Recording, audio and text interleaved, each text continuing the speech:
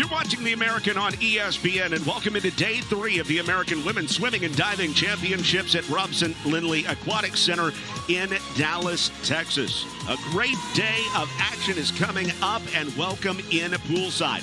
I'm John Liddle, alongside Smacker Miles, former UT swimmer, and Natalie Kalibat, who won the Pac-12 championship in diving. A great crew and a great night of action as well. More swimming, Smacker, than we've seen on any night so far. This is going to be fun. This is a long session. It starts out with the distance IM, the 400 IM, then the hundreds of the stroke, the 200 free, and ending with the 400 medley relay. And meanwhile, we've got platform diving. Frida Zuniga Guzman last night, Natalie, took the 3 meters dominant fashion, record-setting fashion, in fact. That's right, and John, she's taking that momentum right into platform. She's seated first, heading into the platform finals tonight. But right underneath her is SMU's Nicole Stambo. She got third in this event last year, so could be anyone's platform event tonight. It's going to be a lot of fun. Let's look at the recap of what we've seen so far. FIU really dominated night one, winning both the relays and then the 1 meter diving. And then yesterday, the 200 freestyle relay. You see, East Carolina took that last event last night, Smacker, but that does not tell the entire story of what transpired in the 200 free relay. That's right, John. ECU originally touched third. SMU had set a meet record but got DQ'd on the third relay exchange. Rice was second, and that was their second relay disqualification of the meet. So that was a huge point swing and an unbelievable moment for ECU to find out that they had won the conference title. And if those DQs wouldn't have happened last night, these standings would look completely different. SMU would be on top. SMU would be on top. Florida International is no surprise. They were picked to win the meet. But Rice has been unbelievable in the freestyles. They won the 50 free and the 500 free, but in third with those 2 relay disqualifications. Just really, really tough, but it's still anybody's meet. Maybe even ECU can make a run to get onto the podium using some of last night's momentum with that surprise win. And we start with the 400 IM consolations here in Dallas. And from the bottom to the top of your screen, Ryan Flynn, senior of FIU, Sophie Kirk from FIU, another FIU Panther in Lene Gipperth in lane 3. In lane 4, it's Riley Trout of Florida Atlantic, Gwen Shabazz from Tulane in lane 5. In lane 6, Nuala Gao from Florida Atlantic, Yasmin Safargar of Florida Atlantic in lane 7, and then Hannah Lockyer, a sophomore at SMU, in lane number 8. Smacker, what is the 400 IM like when it comes to the type of strategy you need to win this event? The 400 IM is probably the hardest event to train for. The mile may be the hardest event, but the 400 IM is grueling on the IM sets. You're looking at distance sets, IM sets, breath control sets, kick sets of every stroke, hard weight room.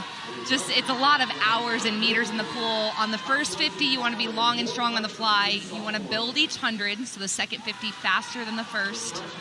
So touching at the wall, you're already tired going into the backstroke. You want to be light on your legs. Establish a fast arm tempo on the backstroke. You want backstroke to be very arm heavy, because if you really kick it in on your legs, you're going to feel it on the breaststroke in the second half of the 4 IM. So you're going to see less on the walls because you want to get the air. So you see them coming up right about the flags. But you also see the quick tempo on their arms, and you see the light legs pretty much across the pool. Very rarely are you seeing a large splash. And in the middle of the pool, it looks like they're really conserving the energy on their legs. And then they'll pick up their tempo a little bit more and a little bit more on their legs in the second 50 of the backstroke, maintaining about the same on the walls. And then breaststroke is where you can win the meet, win the race. And when you come off that wall, you know it's the second half of the event, and you know that breaststroke is where you use those legs. And then freestyle is just about gutting it out. It's really all there is to it. Very rarely is someone a true freestyler in the IM. Usually your strength is going to be in one of the 3 specialty strokes. You know, in club swimming, everyone trains a lot of freestyle. Not that anyone can do it at the highest level, but people by this point in college swimming can put together a last final 100 pretty well. So it's made or broken right now. and then it's about gutting it out and just being tough on the final 100. So after the butterfly in the backstroke and into the breaststroke, the leader was Riley Trout, who qualified as the top qualifier that did not qualify for the final. The junior out of Florida Atlantic. She'll also be in the 100 back finals a little bit later on. Followed closely by Lene Gippert of FIU, who's a backstroke specialist and had been top 10 in that event in Sweden. Still into the breaststroke, and at this turn, Gwen Shabazz, we've seen a change here. The freshman from Tulane, who has a long history, her family does, in American Ninja Warrior, in fact, and she's a junior champion in American Ninja Warrior. Maybe the 400 IM mindset is like Ninja Warrior.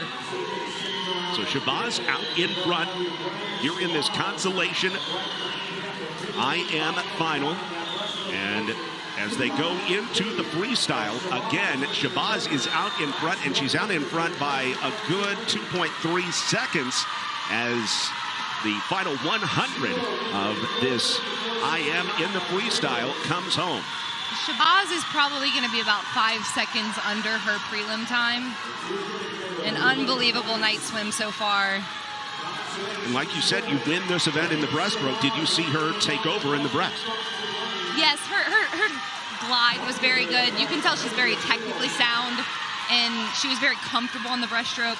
It's a long way to go, so that expertise technically is so important. Shabazz has done nothing once she got into the freestyle but elongate her lead out to about 3 seconds. And so Gwen Shabazz, the freshman from Tulane, bringing it home in the 400 IM consolation, trying to get those 9th place points for Tulane, and Shabazz gets it done in a time of 4 minutes, 20 seconds, and 13/100. Second to Lene Gippert of FIU, and 3rd place to Yasmin Safargar of Florida Atlantic in lane number 3. Shabazz had an unbelievable first 300 and then held on like college training has absolutely paid off. She was just out faster, and sometimes you have to not worry about fear of the 400 IM and just go for it. Go for it. 400 IMers tend to have success even though it's a grueling event, and she was an example of that. Tulane at 7th place in points coming into the night, but remember, they placed the top 16, and so Smacker, that is going to help Tulane as they try to climb out of the basement so far in this competition. She's a freshman too, so Tulane has a new pool this year. They have some talented freshmen. That's a tough event to do. It's always an example of great coaching when you have a freshman in the 400 IM finals, because there's so many technical aspects of it and such large amounts of strategy even within each 100. So what an exciting moment for the Tulane freshman to come away with the console victory and know that she can come back and be at this meet next year and make the final heat. And she'll likely make the final heat with that time, had she gone that this morning. But what a good swim, 4:20.13. She has an obvious goal coming back next year to be under 4:20. It would have been a qualifying time for the final, but instead, as we move to the 400 IM final, we've got swimmers from Tulane. We've got a couple from SMU in this event. Rice has 3 in this event and 2 from FIU as well. So you have, from the top 3, multiple swimmers from each of those top 3 point-scoring teams so far. My events make me nervous. I get nervous watching them go behind the blocks. And I don't know if it's because I've felt the pain or if I just know if it just hits too close to home, but the nerves of the 400 IM are different. Well, let's meet the competitors. The bottom of your screen in lane number 1 will be Carletta Scarpitti from SMU, Ella Dyson from Rice in lane 2. Lane 3, Amelia Kane from Rice, who won the 500 free on Friday. Nicole Frank won last year from FIU. She is in lane 4. Will it be a repeat for her? She finished 3rd in the 200 IM last night, and she was disappointed about it. Can't she get that gold? Lily Kramer of Rice in lane 5. Ellie Meriden of FIU in lane 6. Jenna Watson from SMU, and a local kid from Flower Mound, just about 30 minutes down the road in lane 7. And in lane number 8 at the top of your screen is Andrea Zeeby from Tulane. The meet record of 4:04.96 10 years ago by Tanya Kilianen from Louisville. Again, Nicole Frank won this event last season, trying to repeat.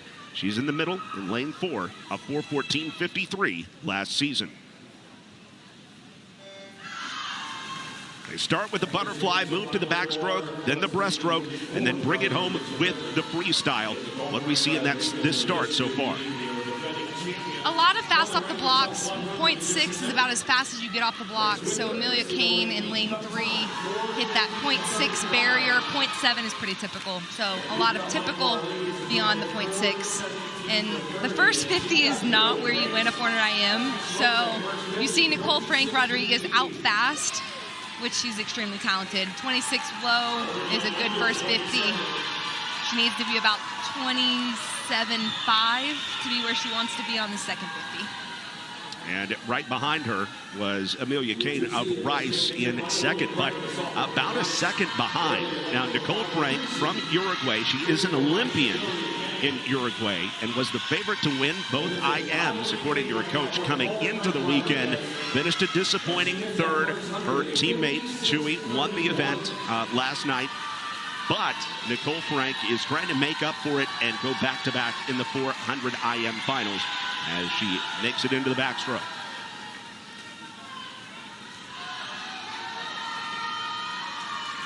And she does have about a length lead over Amelia Kane. Now, how tough is it for Kane, who won the 500 free on Friday, to come back and try her hand at this event today? She likes tough events. That's all you can say about that. The training is decently similar. It's a decently similar amount of time. So that being your bread and butter time frame is normal, but they're entirely different as far as the IM training. IM training for the 400 would translate to the 500 free better than 500 free translates to the 400 IM. And in the backstroke, Kane is making some hay as she is actually going to pass, it appears, Nicole Frank in the backstroke. As they continue here, and yeah, Kane has actually gotten out in front of Nicole Frank as they reach the breaststroke now.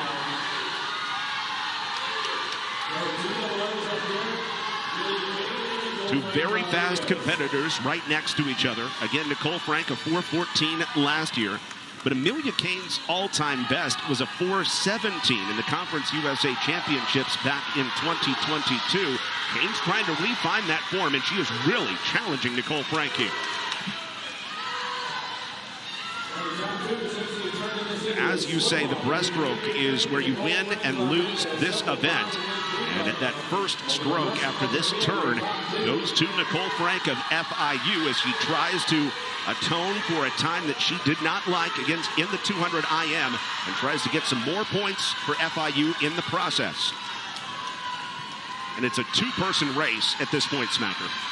Frank Rodriguez has such great breaststroke form. She keeps her head really still. Her glide is right on the surface of the water. She comes up pretty high, but she dives forward each stroke really well. Amelia Kane, a little bit less technically sound, diving a little bit deeper each stroke, still with an outstanding breaststroke. So right now it is Frank Rodriguez in front by about 2 seconds as they reach the freestyle. Kane behind her, and then Carletta Scarpitti at the bottom of your screen in lane number 1 in a distant third. And Nicole Frank starting to open it up a little bit in lane number 4. She's got a full-length lead on Kane as they head into the final 50 of the freestyle.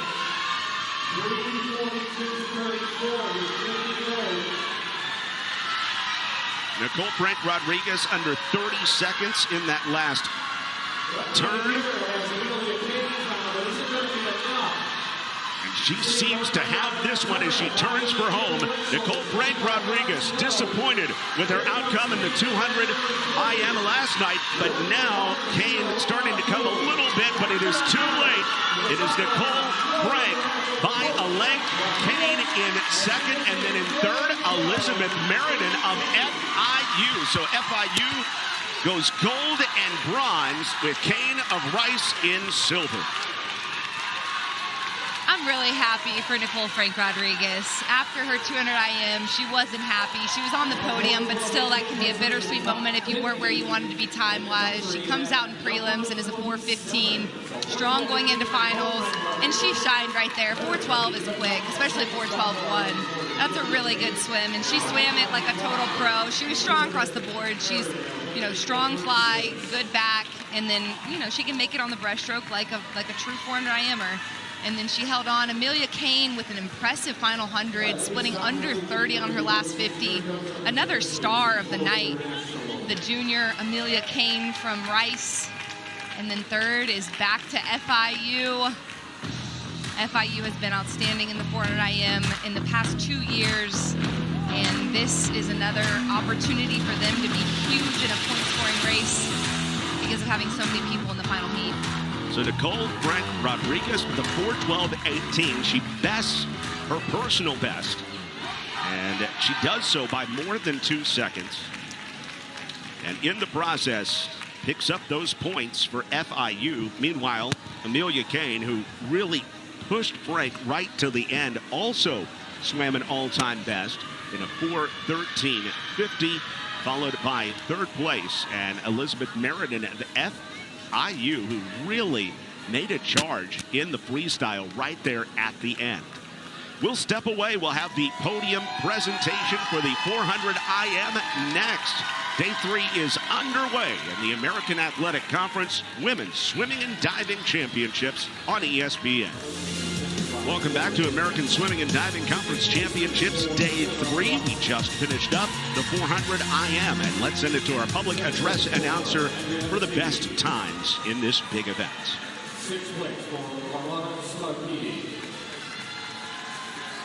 Fifth place, Ella Dyson.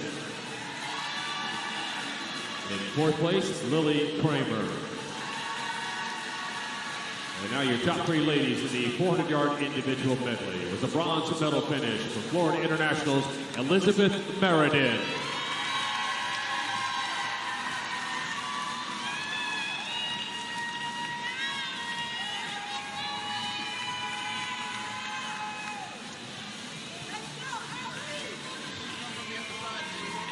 Silver medal for Rice University's Amelia Kane.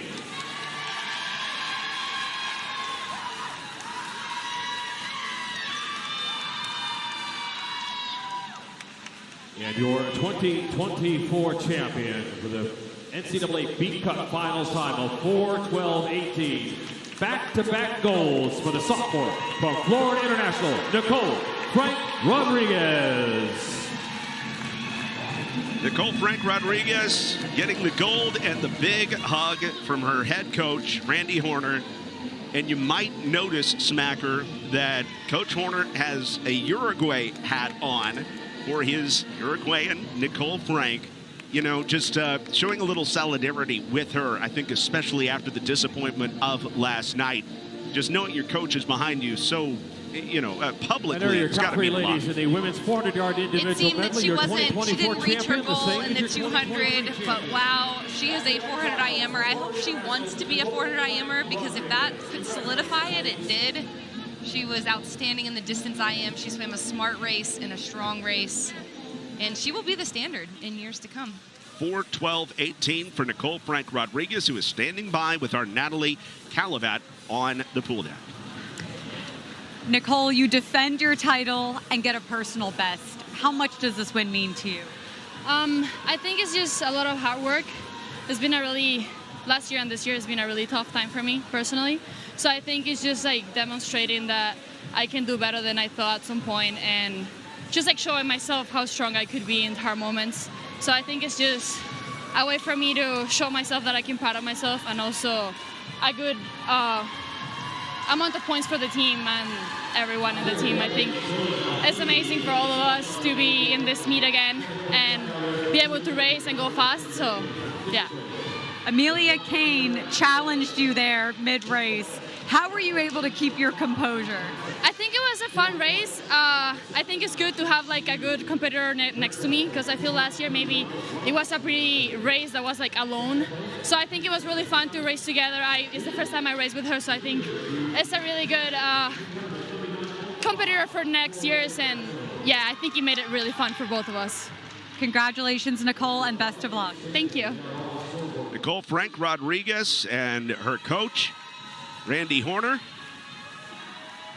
Maybe not Uruguayan by birth, but today he's from Uruguay as he stands behind his 400 IMer, who picks up the big points for FIU. They elongate their lead over SMU and Rice by going first and third. As we move into the 100 butterfly and the consolation, so points on the line for 9 through 16, if you will. Down at the bottom of your screen, Hatapolu from Tulane, and then in lane 2, Tiffany Ruin from SMU, Jessica Spilko from Israel and FIU in lane 3, Maxine Parkinson from SMU in lane 4, Lauren Wright from Florida Atlantic is in lane 5, Samantha Robles from North Texas in lane 6, Sarah Kalaska from East Carolina in 7th place. She's from London, and in the 8 hole at the top of your screen is Catherine Eland, the freshman from Rice, also from Great Britain. I just love the intensity and the way that these teams get behind each other for all these events. And you thought that Thursday was intense and Friday was intense. Tonight's going to be even more intense, and tomorrow takes it to another level. You know, Nicole Frank Rodriguez just used the word fun to describe racing Amelia Kane, and that, you know, that battle in the middle of the pool, in the middle of the race. And it sounds like an interesting comment to someone who hasn't done it, but it's actually easier when there's someone on your shoulder because you're caught up in the race as opposed to thinking about how bad it hurts. When you're out and in front, you are in pain. You are in pain doing everything you can to maintain the lead. But when there's not someone to look at, that you are actually caught up in the race, it goes by slower and it's more painful. So I think she did a great job of paying respect to her competition, but also depicting that grueling event in a factual way. It's a great point, Smacker. I know that you're going to be actually competing and running along with some people that are going to be in pain tomorrow at the Cowtown Half Marathon in Fort Worth. And so you know a thing or two about putting yourself through pain. I thought you did that in swimming. Now you're doing it in running. Once an athlete, always an athlete. These women will find ways to redirect that energy when they're done here. In my case, never an athlete, still never an athlete. The energy drink would tell me otherwise. I'm going to burn plenty of calories watching these finals, however. Again, the 100 fly consolation final. We are ready to go on this Saturday night. Points up for grabs, and they are so important as the SMU Mustangs try to take a bite out of FIU's lead right now. They've got Parkinson in lane 4 and Ruin in lane 2 that will be challenging Jessica Spilko from FIU in lane number 3. As you think about how the points might line up, Rice only has one competitor here in the consolation of the 100 fly. Meanwhile, we turn our attention to the final, start to see a lot more of those SMU, FIU, and Rice swimmers. But we're ready to go in the 100 fly consolation. And again, the top time was Maxine Parkinson in lane 4. The senior from SMU from Naperville, Illinois, swam a 54.50, just about what her season best was, to earn the 9th seed and the top seed here in the consolation. And halfway through at the 50-meter mark, Jessica Spilko from FIU is in first place, followed by Tiffany Ruin of SMU. And the top time, Maxine Parkinson, is way back in 7th place. Can she make a charge? But so far, it's Jessica Spilko trying to pick up those big points. There she is in lane number 3. Spilko trying to bring it home. But she's got competitors on her left and her right. But it looks like Spilko's race to lose. Spilko touches in time, and FIU has won the consolation of the women's 100 fly. Jessica Spilko in a time of 54.47, followed by FAU's Lauren Wright in 2nd place from Florida Atlantic. And then Maxine Parkinson makes a huge charge late for SMU and finishes in 3rd. One parts of watching the hundreds of stroke is you get to watch half the pool go out for it and half the pool try to back half it. And it's one where it can go either way. The person can win it from going for it or from holding back a little bit on the first 25. Spilko really went for it.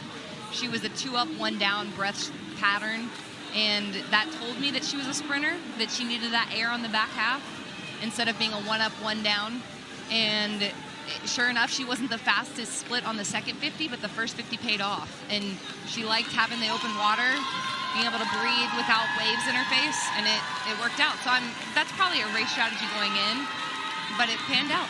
And it's interesting to look at her times from this season, because her top time from the season coming in was 56.76.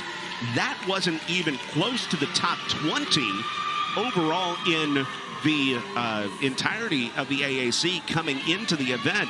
But she swims earlier on today a 55.23 and then makes it even better, going sub 55 in the consolation 100 fly. And that is going to pick up some more points for FIU as they start a little bit of M&M to get ready for the finals of the 100-yard butterfly. So when you were in the championship spot, when you were in the pole position, what was your walkout song? Oh, that's a good question. I was never the top seed at conference. So I appreciate you asking as if I had that option. I don't know. I'd probably go something Lil Wayne. Well, I'd do something to represent where I'm from. The Louisiana in me. Lil Wayne it is. Well, Ariel Hayon from Rice won this event last season at 52.01. She qualified in the best time. She's looking for a repeat. In fact, a three-peat when you go back to the CUSA days.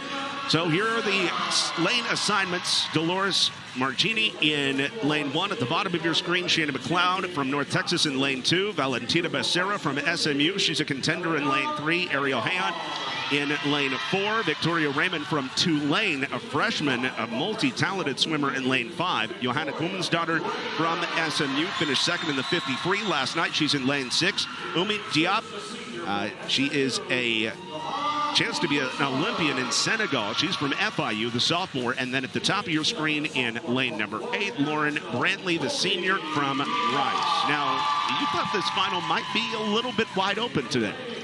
I do. I think it's going to come down to the third wall. That's going to be the telling sign. It could come down to the middle of the pool.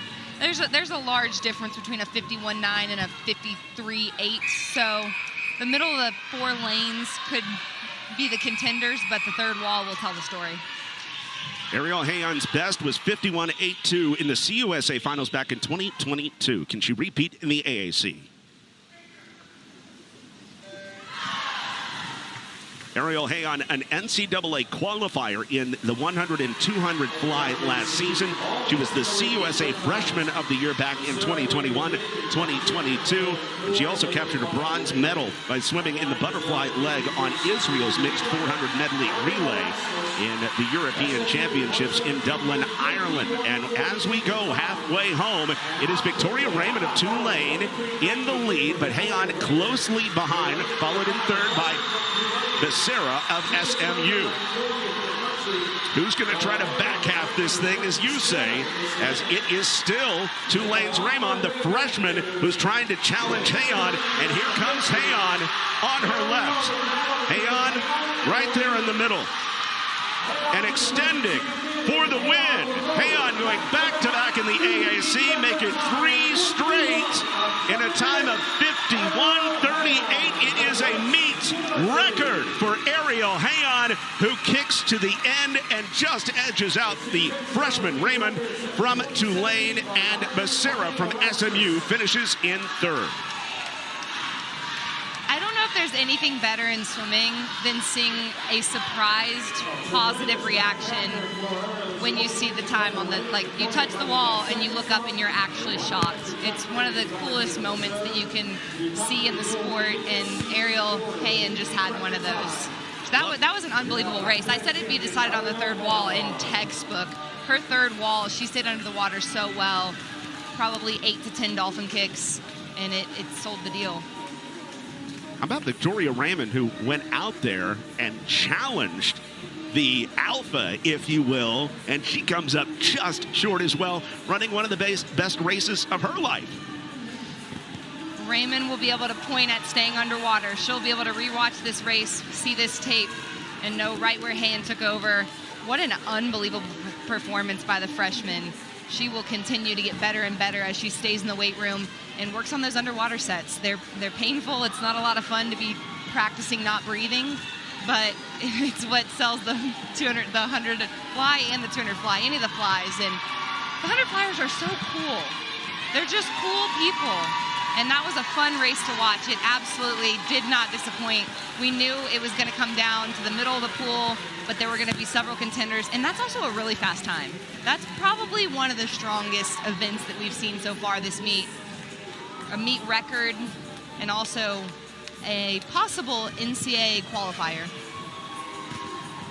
And we have seen some meet records potentially get wiped off in relays. However, it is the first individual record in a championship we've seen in a swimming event so far. We've had a couple outstanding diving performances that have broken records, but leave it to Ariel Hayan. She's just getting stronger as she goes here and actually knocked about 4/10 off her all-time best time, a time that she hadn't accomplished in 2 years.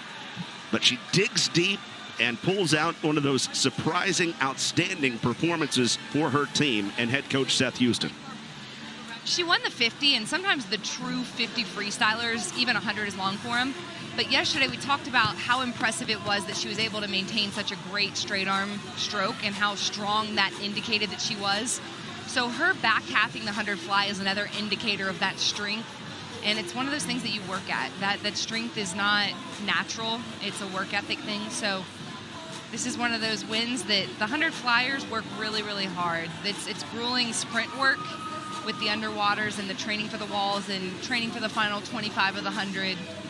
And that's why it's a fun race to watch, too.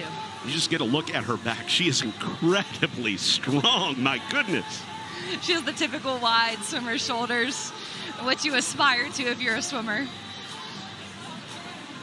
And letting it all hang loose after a meet record time, doing so by 4/100ths of a second. The meet record was previously held by Marnie Erasmus from SMU. She did so back in 2017, a 51:42, but this time a 51:38 for Ariel Hayan out of California. And Hayan, now in her third year at Rice, continues to get better and better. And this is always fun to see where the overall team standings are, as we are 2 races in to our 5 individual finals in a row that we'll have. Florida International continues to lead, and they've actually been able to push their lead a little bit on SMU here, and Rice still in a distant third, followed by East Carolina, North Texas, and then FAU and Tulane in 6th right now, tied for 6th, just behind the Mean Green. We spend a lot of time talking about the winners of each event, but the console finals also factor in so big when it comes to total points. FIU had 3 swimmers in the consolation final of the 400 IM, and that added to their point total. 7th place for Dolores Markney. 6th place for Shayna McLeod. 5th place for Wumi Diop. 4th place for Johanna Goodman's daughter. And now your top 3 ladies in the 100-yard butterfly. Bronze medal for the 5th-year senior from SMU, Valentina Becerra.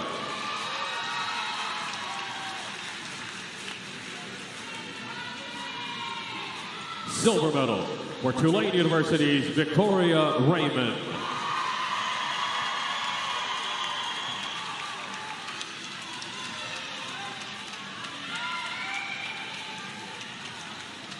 And your 2024 champion, having just posted the 12th fastest time in the country, a new meet record, 51:38, gold for the junior from Rice University, Ariel Hayan.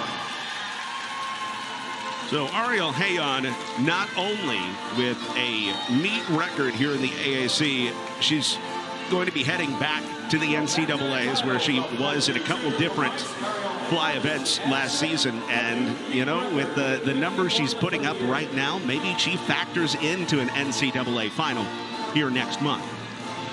We're likely to see her on the 400 medley later this evening as well, so that's a good sign for another Rice contending relay. I'm sure they're being coached for safe starts right now, but hopefully she gets to enjoy this for a solid 10 minutes before she turns her focus to that relay. But right now she has to turn her attention to our reporter on deck, Natalie Kalibat, who is standing by with the winner. Ariel, you defend your title and set a new meet record. What do you contribute your success in this event to? I think for me, this past like 6 months or so, I've just really been trying to focus on having fun in the sport.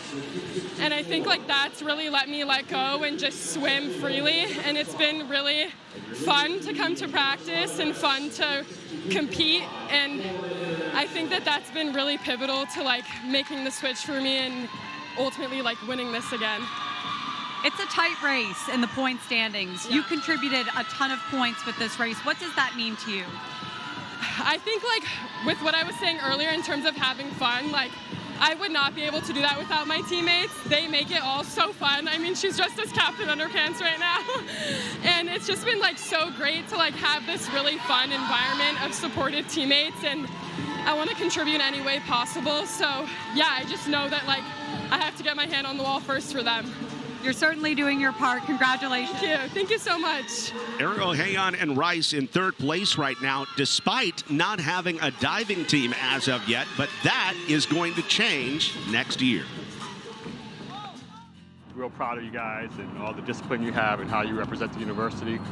And I've had a chance to interact with several of you over the years, and just proud to have you at Rice and all that you do in the pool and outside. And as I've gotten here, one of the things that I've recognized is that we have a championship caliber swimming program that unfortunately is unable to win championships because they don't have the full allotment of points.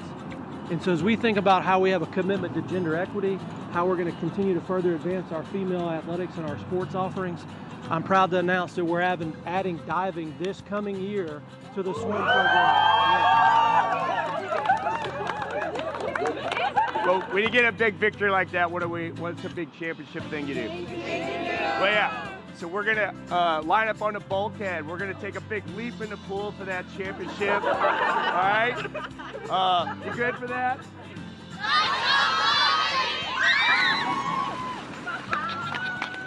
Thrilled to announce today that we're adding diving coming July, and it's just going to allow us to compete at a much higher level in swimming and diving now and compete for championships. I think this is big. It's big news, and it's a big deal. The plan is we're going to hire an assistant coach. It would be basically the head diving coach, if you will. So Seth will continue to be the head coach, and then we'll have two assistant coaches, a swim assistant and a diving assistant, and that will allow us to be able to be very specific and train those young ladies.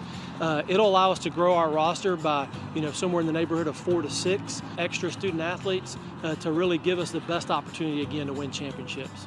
We were super excited. We were screaming. We were jumping around. So yeah, I mean, we were making all the guesses yesterday as to what it could be, but when we heard the news, we were super excited about it. Yeah, this was one of our guesses actually, but like actually hearing it and that it's true, because it's such a huge thing for us, like it felt kind of unbelievable.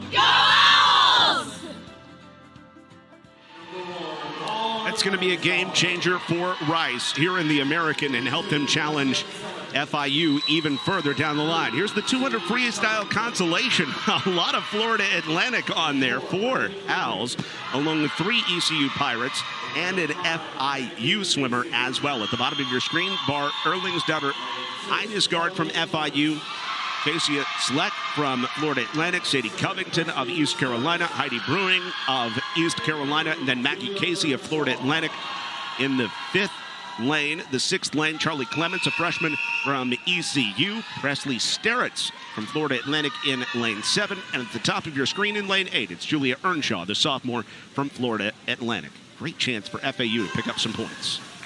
What do we look for in the 200 free? Is there any kind of strategy to this event? there's a lot of strategy in this one. Light on your legs in the first 50 and then pretty much let it rip. So you could do first 50, middle 100, last 50, but the key is to be really strong in the third 50. Any coach will tell any swimmer going into this event, you know, strong third 50, go for it on third 50, because you don't want to wait until the final 50. So it's kind of a go for it on the third 50 and then survive the last 50. Right now we're on the second 50 here. And at the first turn, it was Julia Earnshaw from Florida Atlantic who qualified next to, in last actually, of these qualifiers. And so she's off to a strong start. Will she fade or will she be able to fire through? And through the second 50, as we turn to that all-important third 50, Heidi Bruning, who had the best time in qualifying with a 53.04 through that first 100. And now, here's that third 50 you talked about. She's going for it, just as her coach would have coached her to do. You want to establish the lead before the final 50 and then hang on to it. And the third 50 is also where you break hard. So it's where you say, I'm too far in front of you for you to catch me and give it up. And when you have a body length going into the final 50, you've done that, likely. Heidi Bruning still out in front by about a second over Sadie Covington, her teammate in lane number 3. And in third right now, Maggie Casey of FAU. So they turn for home on the final 25 here in the 200 freestyle consolation. It's Heidi Bruning of ECU out in front by a length, and Bruning touches first in lane 3. Second place to Sadie Covington, her teammate. Third place to Maggie Casey for Florida Atlantic in the 200 freestyle consolation. That was a really good swim for Bruning. Almost a second and a half faster than her prelim time, and such a strong final 100. If you're any of the ECU coaches, there's a good chance you're saying maybe we got a little faster in the future, because she's back in 28.1. So her final 100 was significantly faster than the rest of the heat. And that 148.7 would have made her into, you know, the middle of the pool in the final heat. And with that time, 148.7, that is just a little north of the NCAA B cut. But she does have a CSC AA B cut to her credit this season as well. Bruning actually tied for the 7th fastest slot coming into the event here in the American Athletic Conference Swimming and Diving Championships. Day number 3, and we are officially halfway home in the individual swimming before we go into platform diving. And here are the finalists in the 200 freestyle.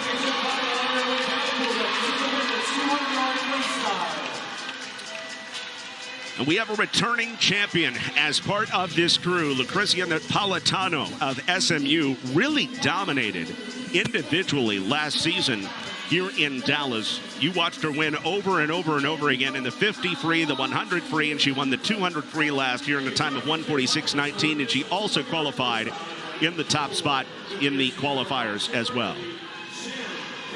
And she's a Cardi B girl. We know that based on the walkout song. Everyone seemed to enjoy it on the way out. It didn't seem like anyone in the heat disagreed with the choice. It's good to have a walkout song that everyone can sing along to. You know, recognition is a positive, I feel.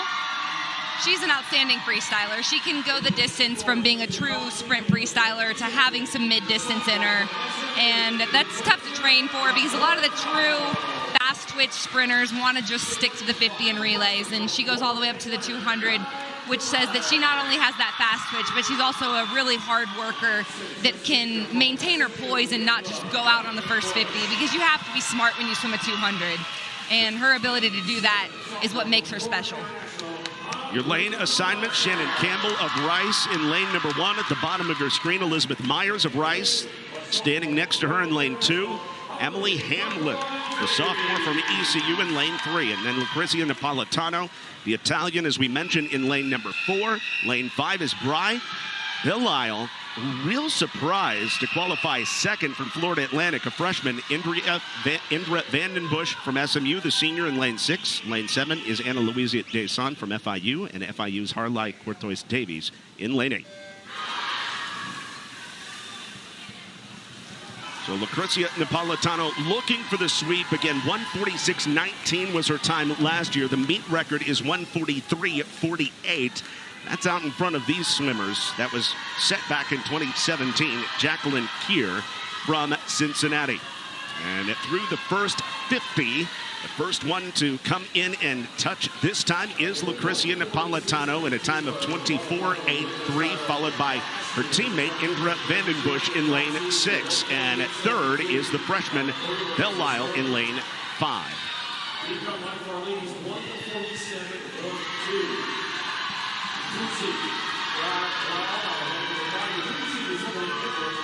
Napolitano looks very calm and collected right now as she has this lead. Now here's that important third 50. Her breath pattern is every other, which is a lot of air for a freestyler. A lot of coaches would say every third, not once you're breathing the same side. So she's only seeing the FAU owl next to her right now. She's not able to see the other side, but she's switching between 25s, which way she looks. She breathes to her strong side, and it allows her to get a lot of air going into the final 50. The field has absolutely evened on that third 50, and it is a race on the final 50. Belle Lyle has taken the lead, the freshman from FAU, followed by Napolitano, and then Hamlin, the sophomore from ECU. Lots of youth here in this final, and it's a three-person race as they head for home. And right now it looks like anybody's race between the bottom four. Coming home, who is it going to be? It looks like Napolitano has stretched for the victory, and Lucrezia Napolitano comes from behind to win it for SMU in a time of 147.91, about 4/10 in front of Belle Lyle, the freshman from FAU, Emily Hamlin from ECU in third, and Elizabeth Myers from Rice in fourth. Napolitano said a lot about herself on that final 15. She had been caught, and the field was even, and it wasn't her best time. This is probably not, the race she's going to look back on as the most technically sound or the one she felt the best on, where her taper was just perfect, but she gets it done. And when you have to get it done for your team, that's what you do. And her first 100, she's incredibly talented. And then her third 50, she got a little bit caught at times, and it looked like it was about to swing the other way, and she pulled it back together, and fast twitch paid off for her again in the end, which anytime you can see that change of speed at the end of a 200, it is gutsy. Lucrezia Napolitano, the time, not what she's used to, it doesn't matter. She repeats in a time of 147.91, followed by the freshman, Belle Lyle, who really came on strong here at the championships, and Emily Hamlin, the hard-working sophomore, a grinder from ECU. ECU has some talented youth on their team, and they've moved up in a lot of the heats they've been a part of, so what a fun time for them. Anytime you see people moving up in their heats, getting best times, it's an inspiring moment as a teammate, and you know that, oh, I did the same taper they did, and I did the same work that they did, and it allows you to have confidence even through a teammate. Coming up, we will see our podium presentation after SMU picks up a repeat win in the 200 free finals.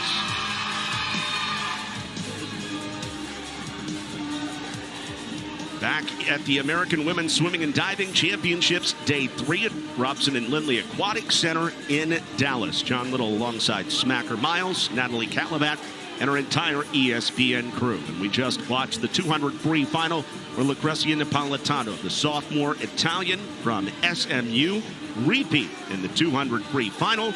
And we are not done. We've got the 100 breaststroke on the way, followed by the 100 back, and then platform diving. I'll be joined by Natalie Kalibat, the Pac-12 champion for diving analysis, and the 400 medley relay wraps it up tonight. Let's go to our PA announcer for the finalists, the final times in the 200 free. It was an 8th place finish for Shannon Campbell. 7th place for Indra Vandenbush. 6th place for Ana Luisa Dyson. 5th place for Harley Curthoys Davies. 4th place finish for Elizabeth Myers.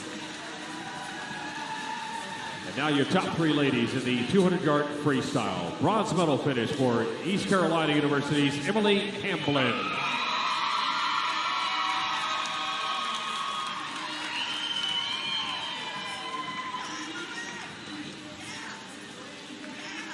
Silver medal for Florida Atlantic's Bry Delisle.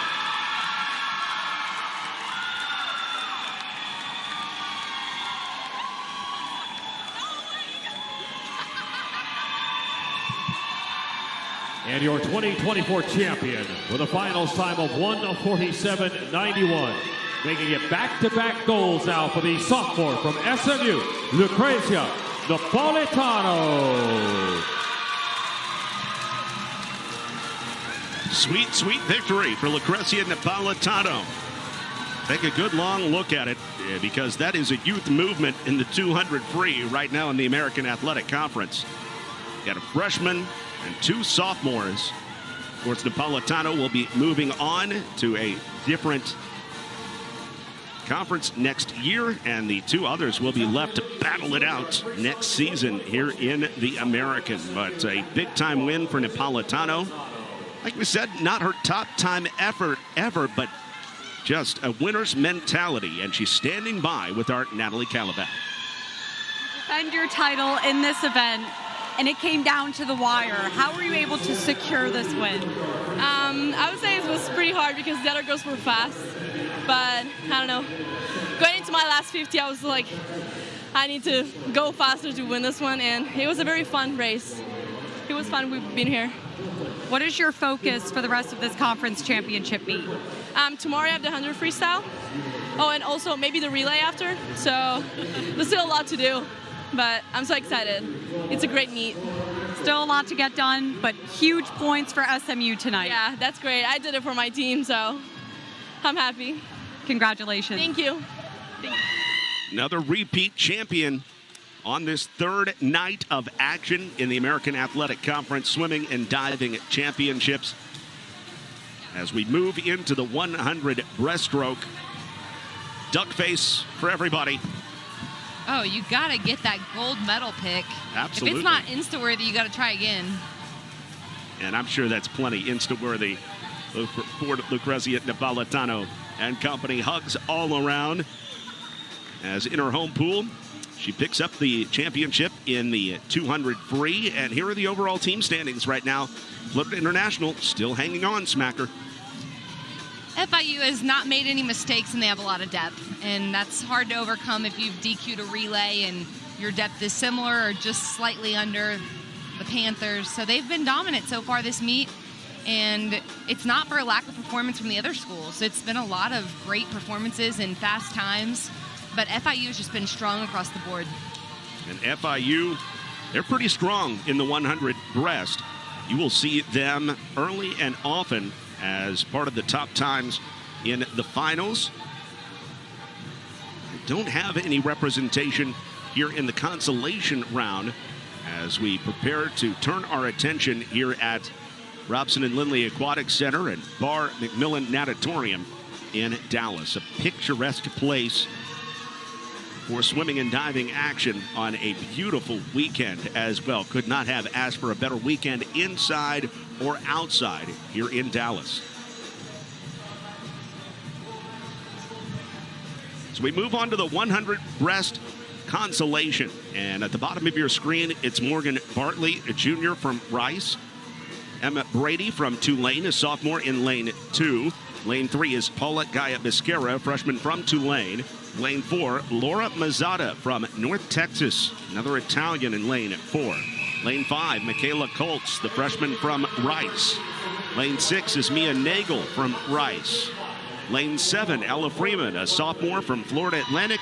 And at the top of your screen, the sophomore from SMU, Caroline Sullivan. As we move through the hundreds in strokes today and take a look at the breaststroke and what do you typically see when you're making 4 laps in the breaststroke here, Smacker? This is huge technically and strength-wise. The breaststrokers are usually good in the weight room. They're, have great squats, strong legs. and the fast twitch still applies here with it being a true sprint. So this is a tough race. Strong pullouts, timing your entry to the surface on each 25 is really important.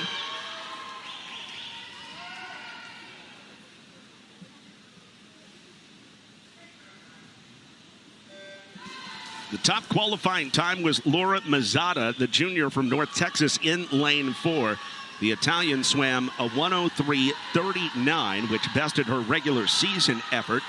The meet record for this event, 59.07, not typically factoring in, of course, in a consolation, but just so you know, as we start to get a feel for where these breaststrokers are as they make it through the first 50.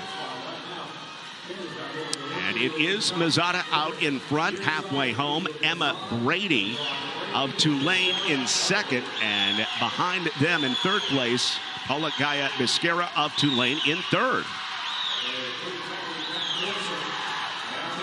So some teams that have not factored in to the scoring at the top of this conference have a chance to come up with some points here, but a really strong effort by Biscara from Tulane in 3. Looks like a race between lane 3 and 4. And it is a win for Laura Mazzata of North Texas in 102.84. Slightly ahead by about 2/10 on Biscara of Tulane. And in third place, Rice's Michaela Colts in a time of 103.21. Mazzata gets it done. The first UNT heat winner in the finals.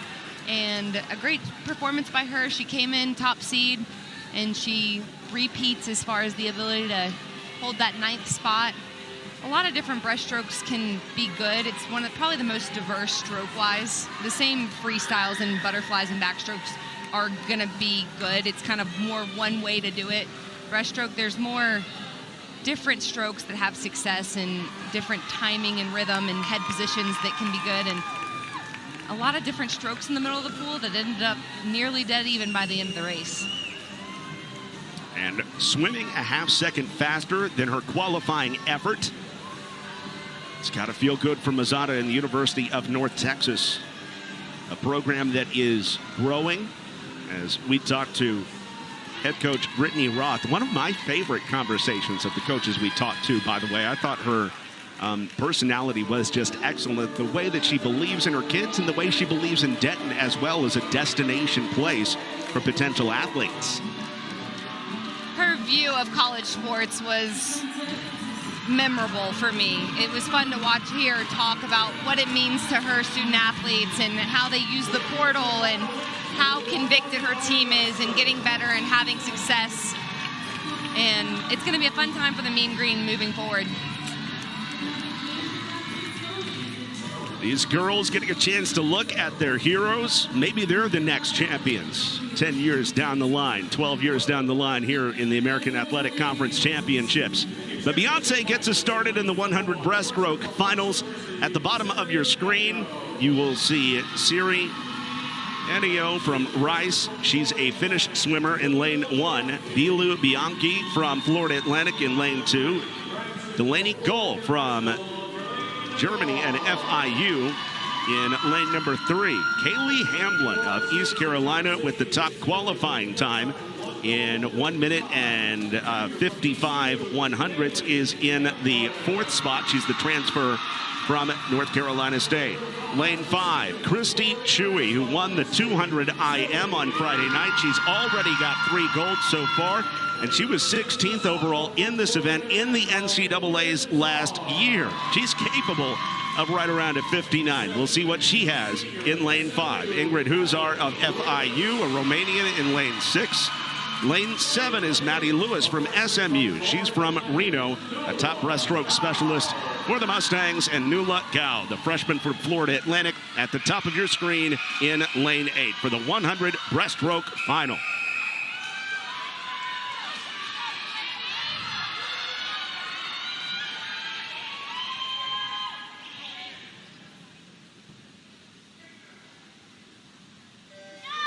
The meet record is 59.07, set last year by Jolie Cry of Cincinnati. Again, a 59.07. Here as we go to the 100 breaststroke final. And you get a look that looks like Chewy has a really strong start to this one in lane 5 from FIU. Chewy saved up earlier in the meet in prelims, so the idea that she would have more in the tank and not have gone all out in prelims is completely reasonable. She is trustworthy and she's been so consistent. The senior has been dominant so far this meet and had an outstanding meet last year as well. I think she'd be my pick right now for swimmer of the championships. It's obviously not done, but Chewy looks great as they head to the final 25, and Chewy is out in front in lane number 5 with Hamblin of East Carolina on her left in second place. Christy Chewy trying for her 4th gold, her 2nd individual, and she runs away with it. Wow, Christy Chewy with a 59.25. Threatening her best, which was in the NCAA Women's Championships last year when she finished 16th with a 59.10. Just look at this domination by Christy Chewy.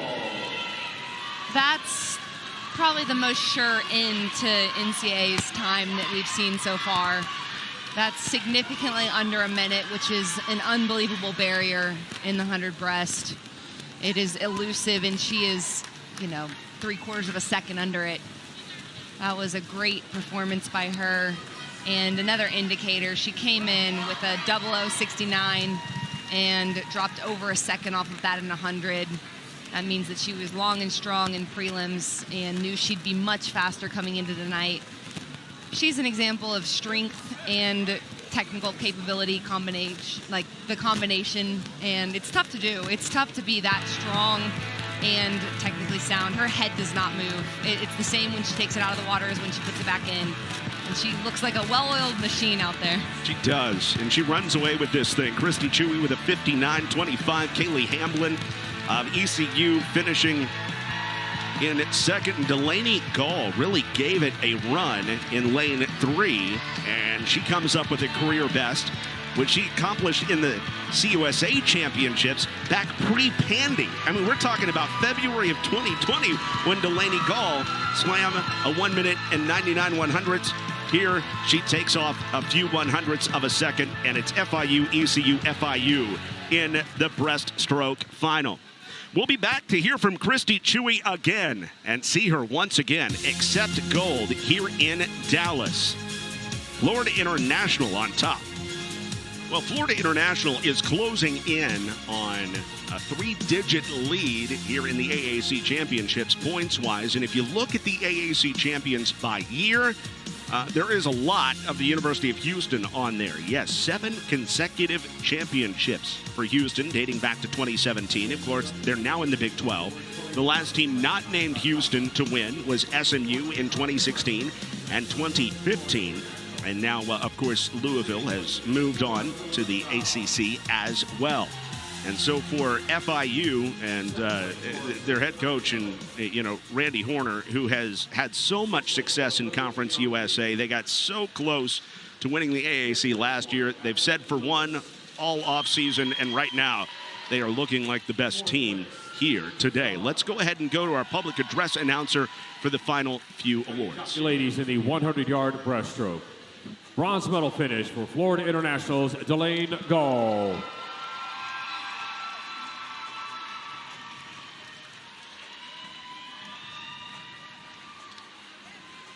Silver medal for ECU's Kaylee Hamblin.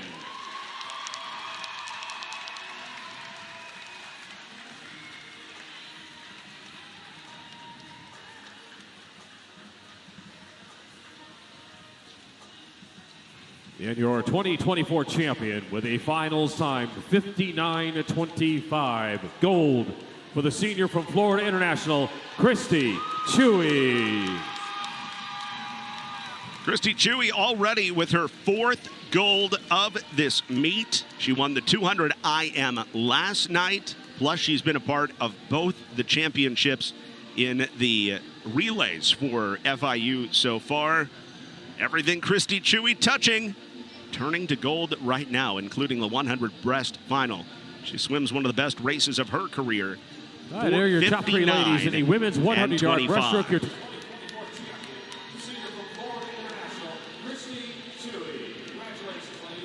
Don't get tired of seeing Christy Chewy's face. I have a idea that we're going to see it a couple more times as she stands next to her bronze medalist teammate. An excellent race as well by Delaney Gall, the graduate. And Christy Chewy, again, standing by with our Natalie Kalibat. Christy, your 4th gold medal just this meet. You're a senior. What are the emotions like? I'm actually feeling a lot. Prior to the race, I was very nervous, but my coaches keep reminding me to enjoy it. And I'm honestly quite surprised with myself to be able to do this. And I wanted to end my last year with a bang, so I'm actually really gunning for it to try and do a clean sweep. I'm just proud of my teammates Delaney Gall and Ingrid as well, that they also did a really good job, and I'm also like very happy that my team is also supporting. It's a lot of emotions. You're a leader on this team. What is your message to your teammates? Honestly, like our team said, like especially for me telling like the freshmen and sophomores and the new freshmen that just to enjoy it, because time really flies, and conference is the best meet of the whole season where you have a lot of fun. It's a lot of nerves and stress, but like as long as you enjoy it, not think too much, like you'll have a good race. You guys as a team came so close to winning it all last year. What will it take to just get the job done this year? I think everyone's really putting in the work. Like everybody's like really want to win the conference championship this year. Everyone's going really hard, and I think we've been doing a lot of good impressive swims. So there's one more day, it's the last day, and I think everybody will get very hyped up tomorrow. So all we gotta do is just focus, get the job done, and hopefully we get it. Congratulations, Christy. Thank you. Christy Chewy with her 4th gold, helping lead FIU to a commanding lead here. Almost an 80-point advantage over SMU now, with Rice in 3rd, East Carolina taking control of 4th place. Florida Atlantic, Tulane, and then North Texas in the final spot right now in the overall team standings. And we have one more swimming event, one more individual swimming event, the 100 back, before we go to the platform diving. And it is the 100 back. As we turn our attention to the consolation round here poolside, at the bottom of your screen, it is Elena Carlson, the junior from East Carolina, Ava Hamblett of Rice in lane 2, Grace Dale, a sophomore from Tulane in lane 3. Diana Kolb, the senior from North Texas, had the top consolation qualifying time as she is in lane 4. Roberta Cersei from Florida Atlantic, the Italian, in lane 5. Megan Armstrong in lane 6, the junior from East Carolina. Emily Alley, the University of North Texas, in lane 7, the junior, and then Megan Drover-Smith at the top of your screen, the sophomore from Florida Atlantic, in lane 8.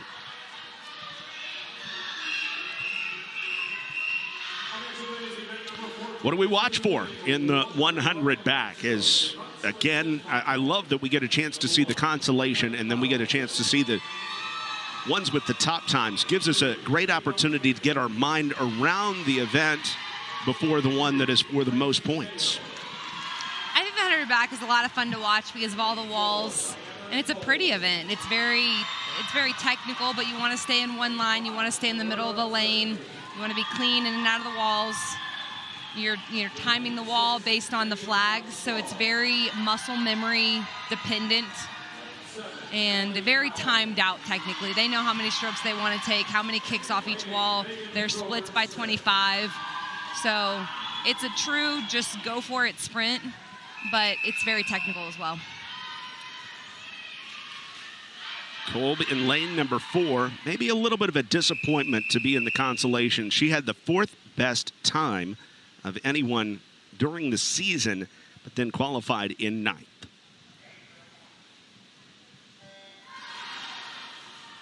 And underway in the 100 backstroke, the meet record came 4 years back in 2020 for Houston's Laura later out with a 52.6. The time for Kolb in the qualifiers was 54.88, and Kolb swam a 54.72, was her best in the regular season.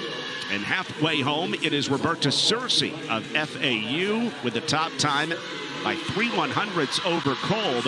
And so we've got a battle, and Lena Carlson for ECU on the bottom of your screen in third. And on the final turn, that final kick off the wall, it looks like a separation a little bit for Searcy, but now Kolb is able to swing out in front, coming to the wall. And it is Diana Kolb of North Texas who is able to come from behind in the final 50 and overtake Florida Atlantic's Roberta Searcy in a time of 54.75, and third place to Grace Dale of Tulane in 55.09. Kolb has really fast tempo. Her turnover is really good. She has the fastest tempo in the pool. Her head's a little bit high, and she can be a little bouncy at times, but she has such quick tempo, it's hard to beat. Diana Kolb picking up the win and the points for University of North Texas in the consolation final. So basically a 9th place finish for Kolb in the University of North Texas, as we get a chance to turn our attention to the final individual swim here on day 3 of the American Athletic Conference Championships, the 100 back finals.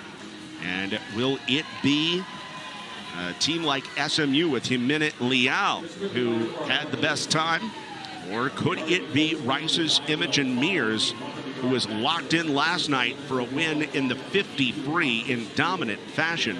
We'll get a chance to see her in the backstroke here today.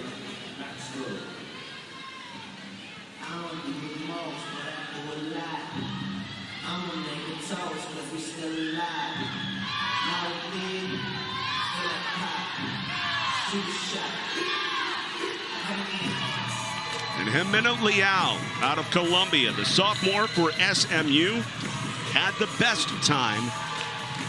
Her head coach says she hates to lose more than anything else. She's consistent and absolutely obsessed with perfection. Considered going home last year after a disappointing season, but Leal got with her new head coach in Ozzy Quevedo. Quevedo says, hey, stay. We can figure this thing out. And now a chance for Leal to turn that into a win in the 100 back finals. Sprinters have a lot of fun. You can see it on their faces as they're walking out that it's not the hardest event in the books. There's a lot of smiles, not very many ghost faces, and it's fun to see them have fun. Jimena Leguizamon, you see, and Leal, the name she goes by. But let's go ahead and take a look at the entirety of the field. Brenna Wolf, the graduate from East Carolina, in lane number 1 at the bottom of your screen. Mimi Filkin, in lane number 2, the senior from Rice. Riley Trout in lane number 3, the junior from Florida Atlantic. And then Leal from SMU, the sophomore, in lane number 4. Imogen Mears, who got the win in the 50 free last night and swam a D1B cut in the prelims in lane 5. Diana Santamaria, the freshman from Spain, who ran a career best in the qualifying in lane 6. Quinlan Heinerfeld of Tulane in lane 7. She's from Fort Collins, Colorado. And Andrea Zeeby of Tulane at the top of the pool in lane 8. Now, Leal, even though she's the favorite, she doesn't have any of her fellow SMU athletes in the pool with her. Can that make you feel a little bit alone when you're out there? It depends on how you look at it. You have the team's attention as far as it being on you to represent. So it can go either way, but she has to look at this as an opportunity to be the only Mustang on the podium.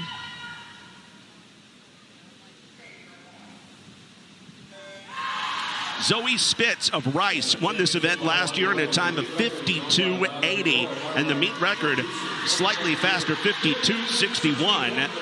by a Houston swimmer back in 2020. And through the first 25, we'll get a chance to see who separates. And a lot of swimmers in the middle of the pool getting it done so far, but it looks like a slight lead for Imogen Mears. And in fact, Mimi Filkin of Rice touches first in lane number 2. And you see she is out in front there as they head through this final turn.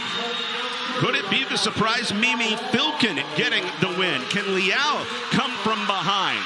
Mears right next to her. She's got those long strides at 6 feet tall. This is going to be close to the wall, and the turn and the win for Imogen Mears of Rice. 53-33, 2/10 ahead of Jimena Liao. And in third, Mimi Filkin of Rice. It goes Rice, SMU Rice in the 100 back finals, and 2 golds for Imogen Mears. That heat was fun to watch. The entire heat got way faster. Top 4 people all under 54. The 100 backstrokers really stepped up.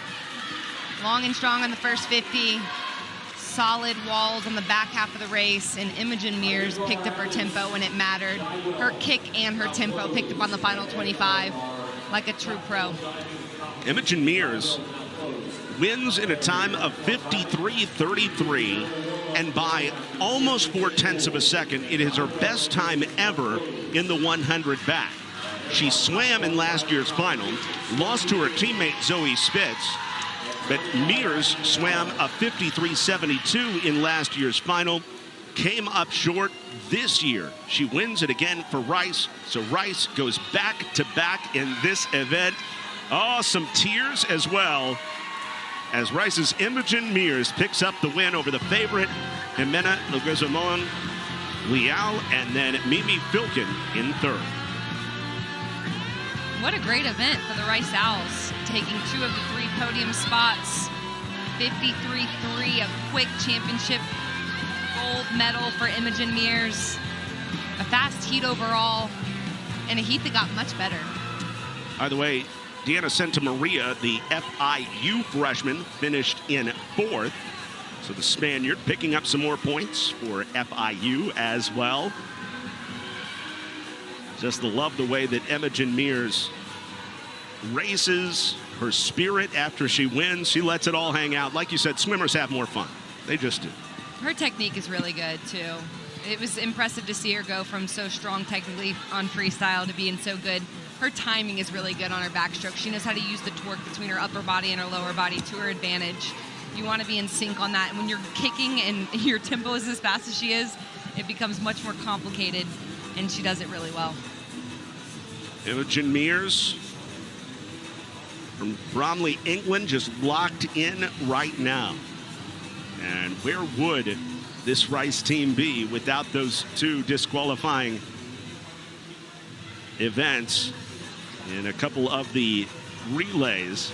But Mears in the individual events getting the job done. She's gone 2 for 2 in gold, and with as much elation as there is, some happy tears as well, as Rice continues to swim really, really well. And we're going to talk about it as well with Natalie in a little bit. It's going to give, this Rice team a big shot in the arm to get a diving team and have a great chance to win this event next season. Those diving points, they are worth a lot. And when you don't have a diving team, as you look at the updated standings through the swimming events as we prepare to go to the platform, Rice continues to close in on SMU. And again, these numbers without any diving points. Rice has been outstanding so far this meet. Coach Houston said they were peaking at the right time, and they surely are. They just rested for their midseason meet instead of having a full taper. They probably took a week off of weights instead of 2.5 for a championship meet. And that difference can make a bigger difference in the pool than you would think. So them feeling so strong in the water is paying off. Let's go to our PA announcer. Now your top 3 ladies in the 100-yard backstroke. Bronze medal for Rice University's Naomi Filkin.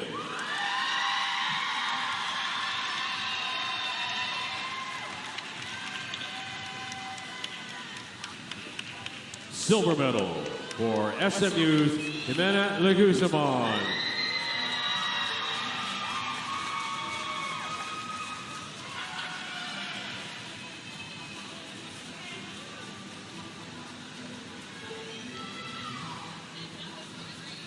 And your 2024 champion with a finals time of 53:33. Gold for the senior from Rice, Imogen Mears.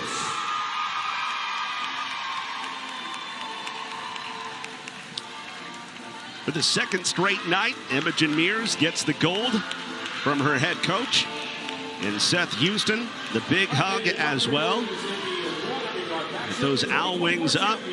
And the Rice Owls go first and third, right around Liao from SMU, to continue to close in on SMU. Now in a closer third place to SMU's second and FIU's first place, as we have wrapped up a fun evening of individual stroke opportunities for these teams. And now just one more swimming event tonight. A little Spider-Man pose there. I love that. And the Rice Owls feeling good after picking up the victory in this latest event. And right now, standing by with Natalie Kalibat is the winner, Imogen Mears. Your second gold, you get to share the podium with your teammate. Yeah. What are the emotions like after this win?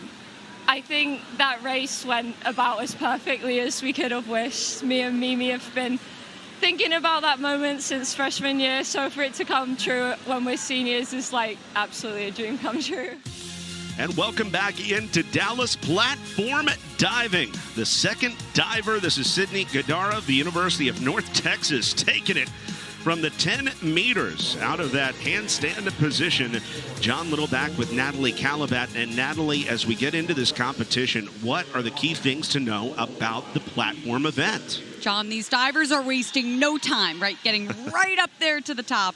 The divers, they compete 5 dives on the platform, and you'll see the different levels of the tower. There's a 5, a 7.5, and a 10 meter. And the divers can go off of any platform that they choose, and they can mix and match. They can do some dives off 10, they can do some dives on 5, on 7.5.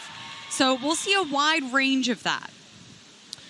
Here are the prelim numbers. You see that Laytonen's back in there with Guidara, Sailor Hawkins. We did not see in either of the first 2 finals, but more familiar names: Burrell, Mora, Fowler, Stambo, and of course last night's winner, Frida Zuniga Guzman.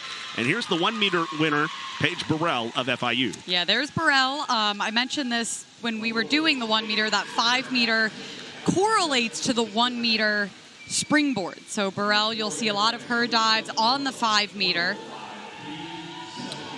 Here's Alicia Mora of Florida Atlantic. She's off the 7.5 meter with a 2.4 DD on this opening dive. John, I want to emphasize this is a cement block that they're diving off of. There is no give on platform. The judges still want to see these divers jump and get the most out of the end of the platform. Alicia Mora moves into first place midway through this first diving opportunity with a 52.8. Jacqueline Fowler preparing to go off the 5 meter. Fowler, silver in the 1 meter, bronze in the 3 meter, looking to go 3 for 3, medaling.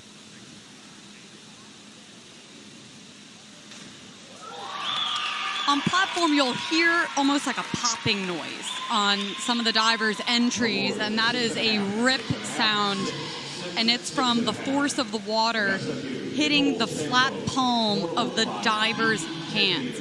Off platform, you want to squeeze extra tight so you can make that rip noise, you can pike save, and you can make as little splash as possible. Nicole Stambo of SMU qualified in second. She is way up there on the 10 meters. Oh, wow. Great perspective. 2.8 DD on this one. You want to go up there, John? No.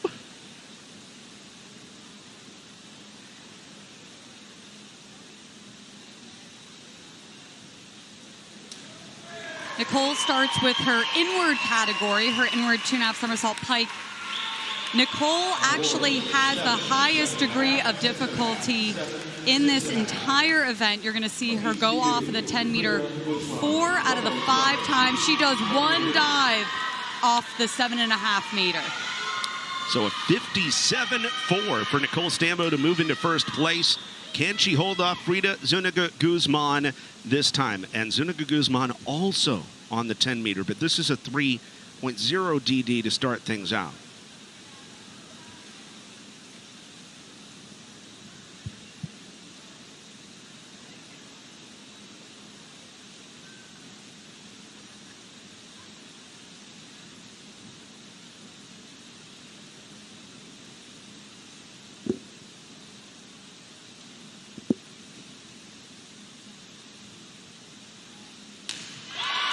You'll also see Frida up on the 10-meter quite often throughout this competition. Really nice dive from start to finish. Strong takeoff, clean entry. Just see how she stretches for that lineup. Very little splash. Her entire swim team sitting on the side of the pool deck supporting her. 57 for Guzman. She's 0.4 behind Stambo through the first dive. As we go to the second dive, Leitonen had a good number, 49.2. She's on the 7.5 meter here.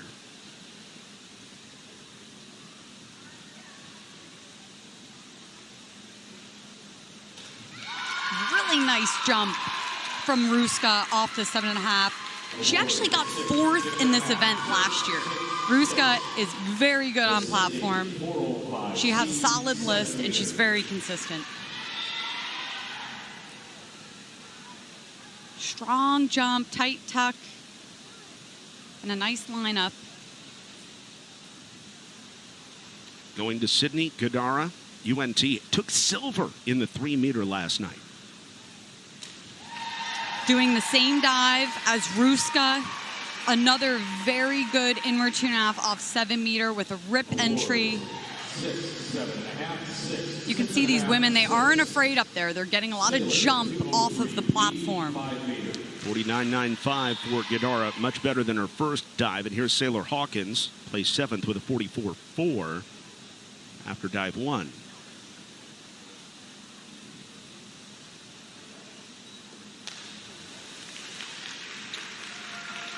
Just opened her chest on the takeoff and threw her head back a little bit, which is why she had trouble controlling the bottom of the dive. Yeah, just a 26.45 there. Paige Burrell was the gold in the 1-meter, 4th in the 3-meter last night.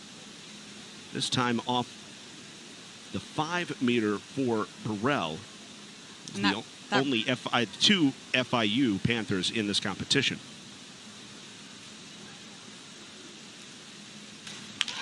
Paige is just so solid. 1-meter, 3-meter, 5-meter. She's got the power, she's got the strength. Great hurdle. Gets her arms up all the way and a clean entry.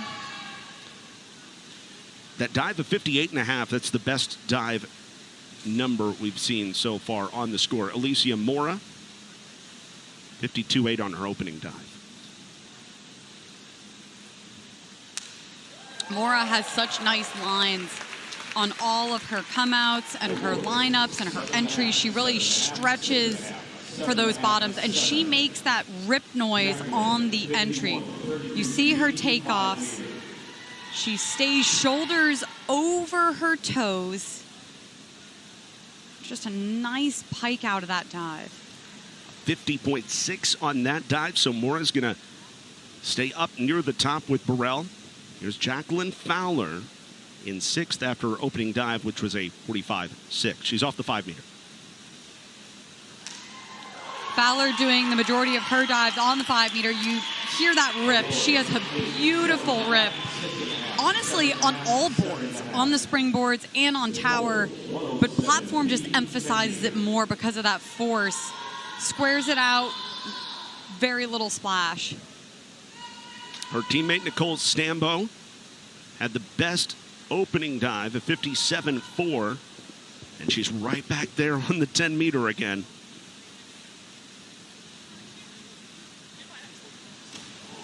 Stambo's getting her steps in, going up the stairs to the 10-meter. You're going to see her up there a lot this competition.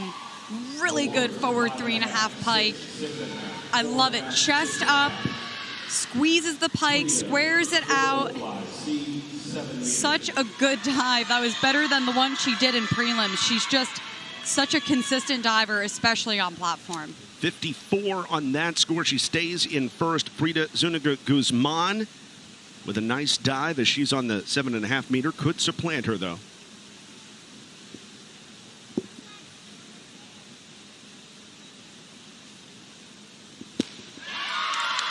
Another solid dive. You just don't see these divers miss often, and that's the name of the game. Whoever can hit their dives consistently will win this thing.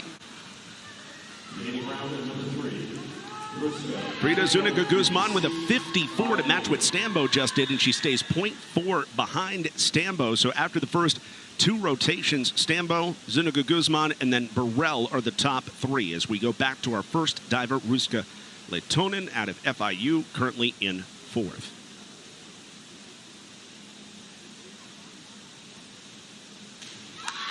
John, we know in the total points race, all of these points that these divers are contributing are so big, especially with FIU and SMU being close. These divers are doing their part. Ruska with a fantastic reverse 1.5 off 5 meter. That's why it's so huge for Rice to pick up diving next season as we go to Sydney Gadara from UNT. She's at 7.5 meters.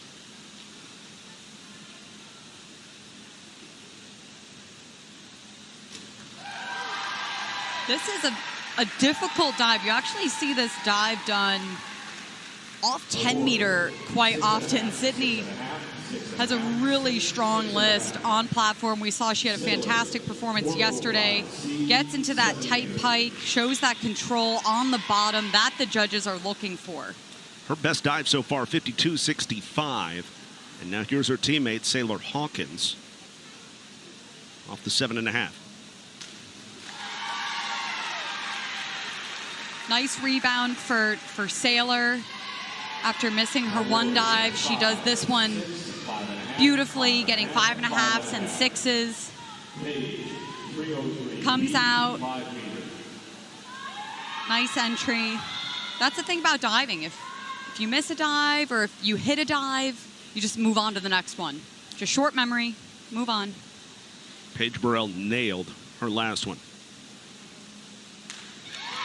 Really nice dive. This, a reverse in the pike position is really hard to get into the rhythm and get into. Paige does a really good job of letting those legs come up and just unfolds from the dive beautifully. 51.6 will place her in first with 4 divers to go in this 3rd round. And again, remember, only 5 rounds off the platform, not 6 like we had in the 1 and the 3. Mora doing a reverse 1.5 on 5. Leaves it just a bit short of vertical. You still hear that rip sound when she enters the water. She really locks in the shoulders. Squares it out just a hair short of just straight up and down. Disappointing 34.65 for Mora. Jacqueline Fowler has gotten better with each of her dives. Now for this 3rd dive, 5 meter.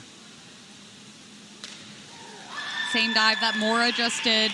She also left it a hair short, but these women have such nice lines and they squeeze those entries. Good reach.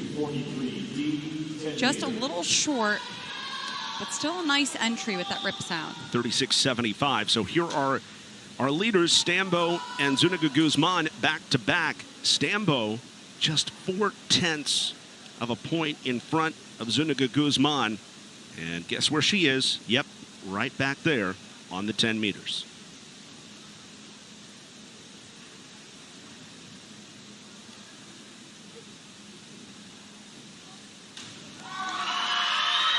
John, in the handstand category that Stambo just did, you have to hold the arm stand for 3 full seconds at the top to show the judges you have that control.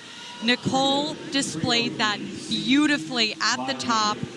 A hard dive, so she gets right into the twist and hits the bottom. She goes right in vertically. So Stambo with a 56. She's still in front. Frida Zuniga Guzman with a lower degree of difficulty and off the 5 meter this time.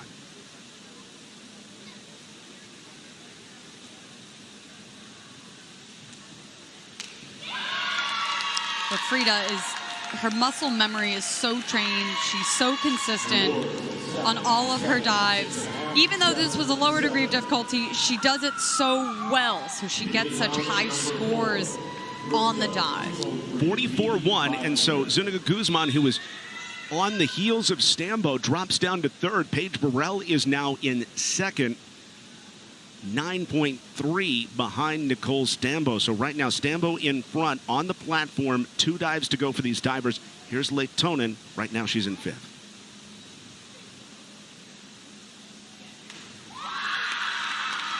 You see all the FIU swimmers supporting Ruska on the side of the pool. She just continues to put on a show for her teammates.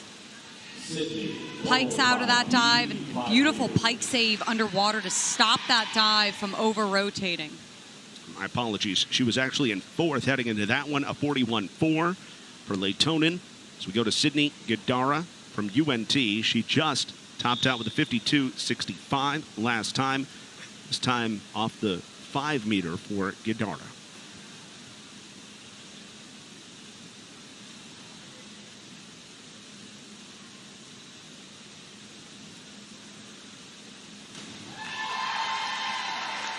Sydney is such an incredible competitor.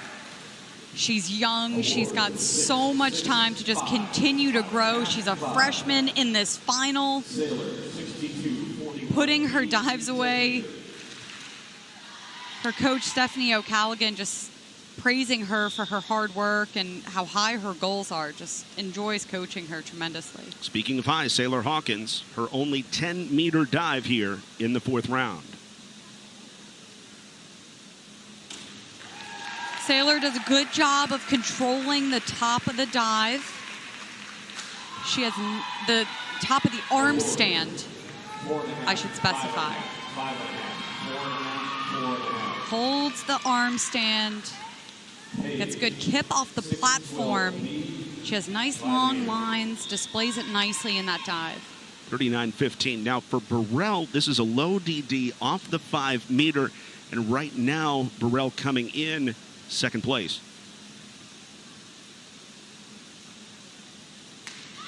This is where her gymnastics background comes in handy, holding that arm stand at the top. She makes it look easy. Former gymnastics champion. It's really beautiful control. Goes into the split, controls it up.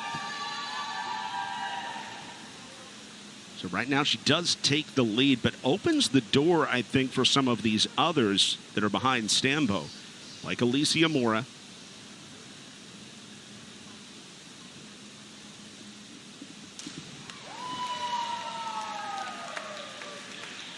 This dive is hard to control.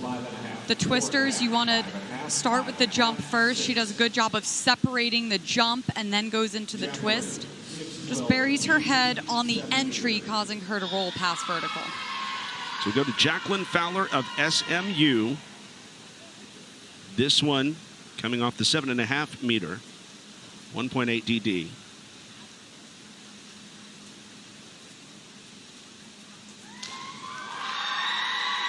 Beautiful entry. Her lineups off platform are just picture perfect. They're so beautiful.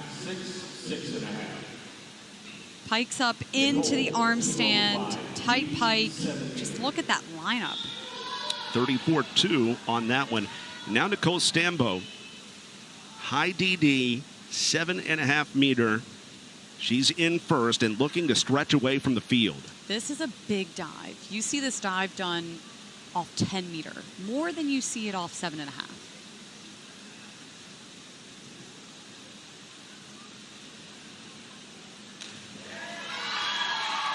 Solid dive. Like I said, it's hard to complete off the 7.5. She gets the jump, executes the pike, goes just past vertical, stands the dive up, controls the bottom just past vertical, but showing the judges that she can complete the dive. So Frida Zuniga Guzman off the 5 meter to try to challenge Stambo, who's out in front.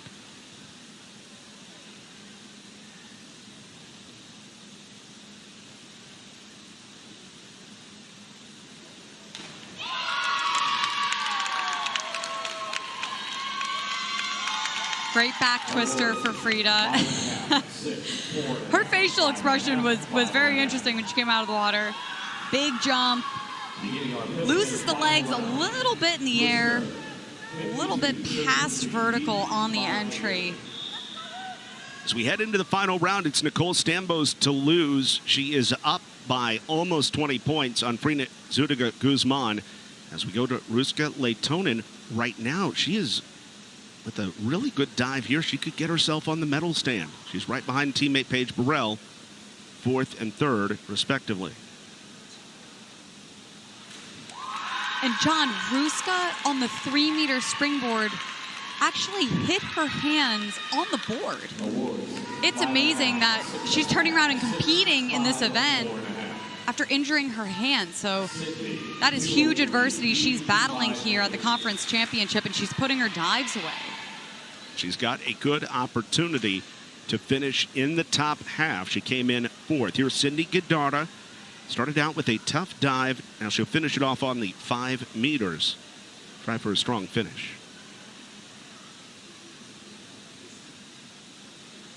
Oh, I loved her jump. I loved her jump.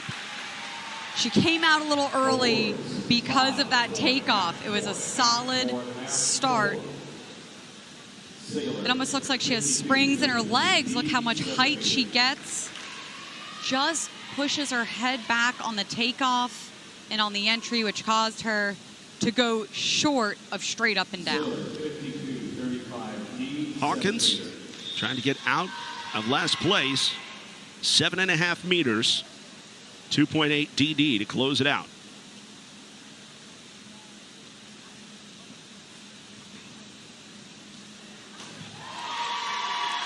Back 2.5 twist off 7 meter. A high degree of difficulty dive. She does it really well. Her jump is fantastic. Gets into that tight twist. Really, really good finish for Sailor. 46.20. Yeah, that's her best dive of the 5. Paige Burrell, right now, she would be on the medal stand.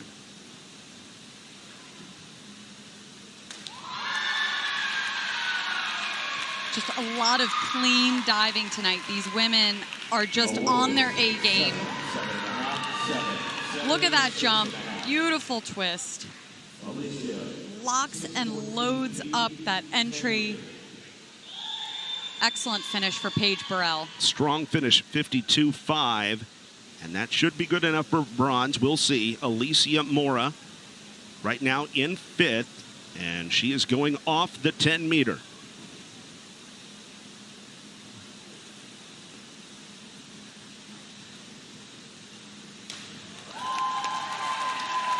Mora decides to go up in her arm stand in a split.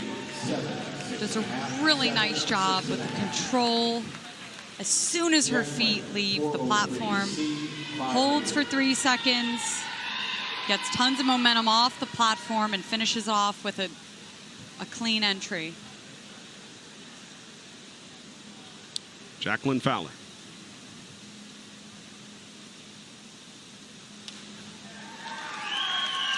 A low degree of difficulty dive, but she does it well. Fowler did not compete last year, and she's done a great job in this conference championship. Her entries are so solid. They're so strong. So Nicole Stambo has a nearly 20-point lead, 19.05 lead on Zuniga Guzman heading into her final dive. This is high degree of difficulty, 3.2 off the 10 meters, trying to close out a gold medal effort.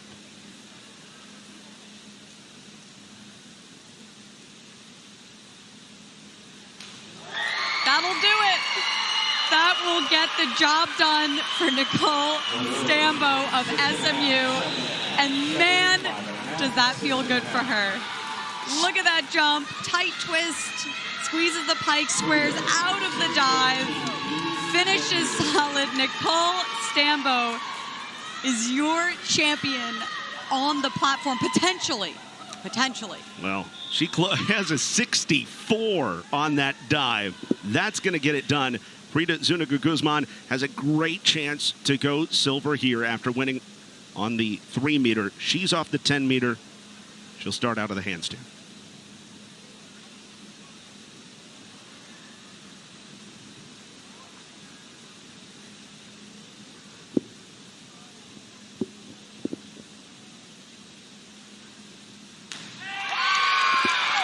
Really solid finish for Frida.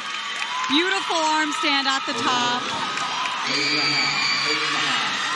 Does a great job controlling the dive from start to finish. And look at that entry. Solid finish for Frida. A 60 to close it out for Frida Zuniga-Guzman, but she is bested by Nicole Stambo off the platform. Stambo runs away with the platform championship. Guzman is going to finish with a silver, and it will be Nicole Stambo with an incredible effort here in the finals of the platform. What did you think about the SMU grad? Man, just the way she finished things out.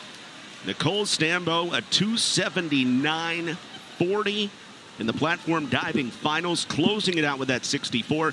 Then Frida Zuniga-Guzman in second place, 256.35. Paige Burrell is going to pick up another medal. This time she goes bronze after winning the 1 meter, 241.20. Stambo, Guzman, Burrell, your top 3 in the platform diving finals. We'll come back with the awards and the interviews next. The platform diving finals are in the rear view with one more event to go tonight on night 3 of the American Swimming and Diving Championships.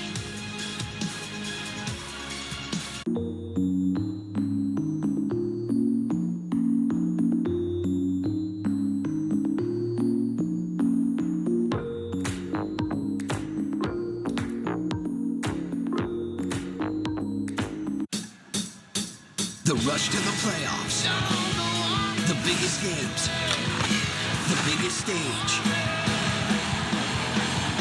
The Stanley Cup Final returns on ABC and ESPN+.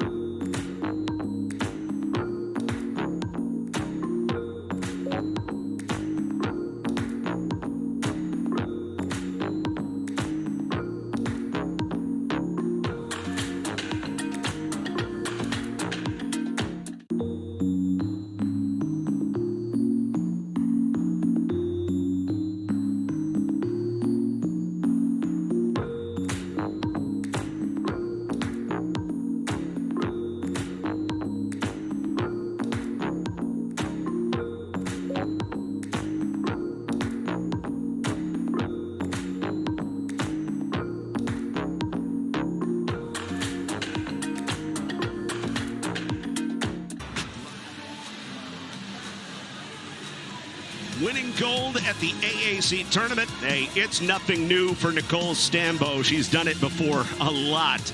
But this year, the platform diving champion here at the championships. Her third dive was outstanding. Her fifth dive, even better. That's a 64. The best dive of any of the 40 that we saw among the 8 competitors in the championship finals. And Nicole Stambo is the gold medalist from SMU.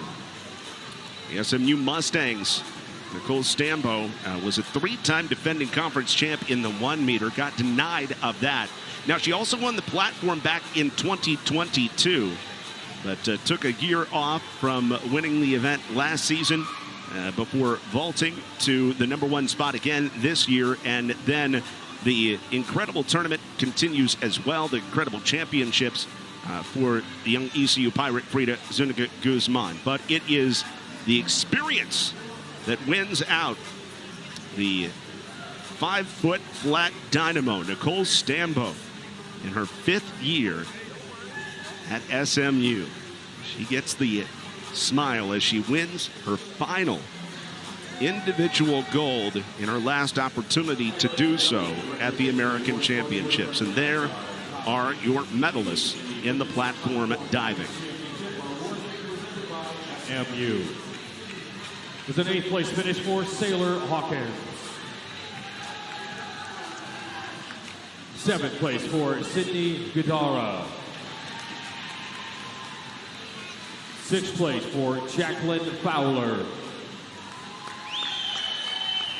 5th place for Ruska Lettman. 4th place for Alicia Mora.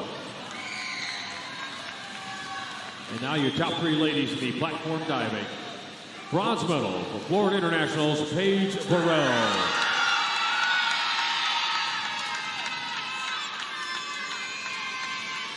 Silver medal for ECU's Frida Guzman.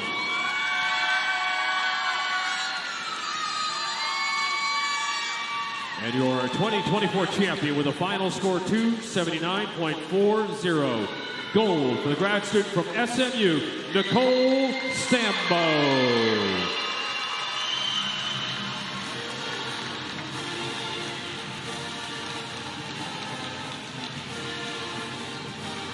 Nicole Stambo victorious again.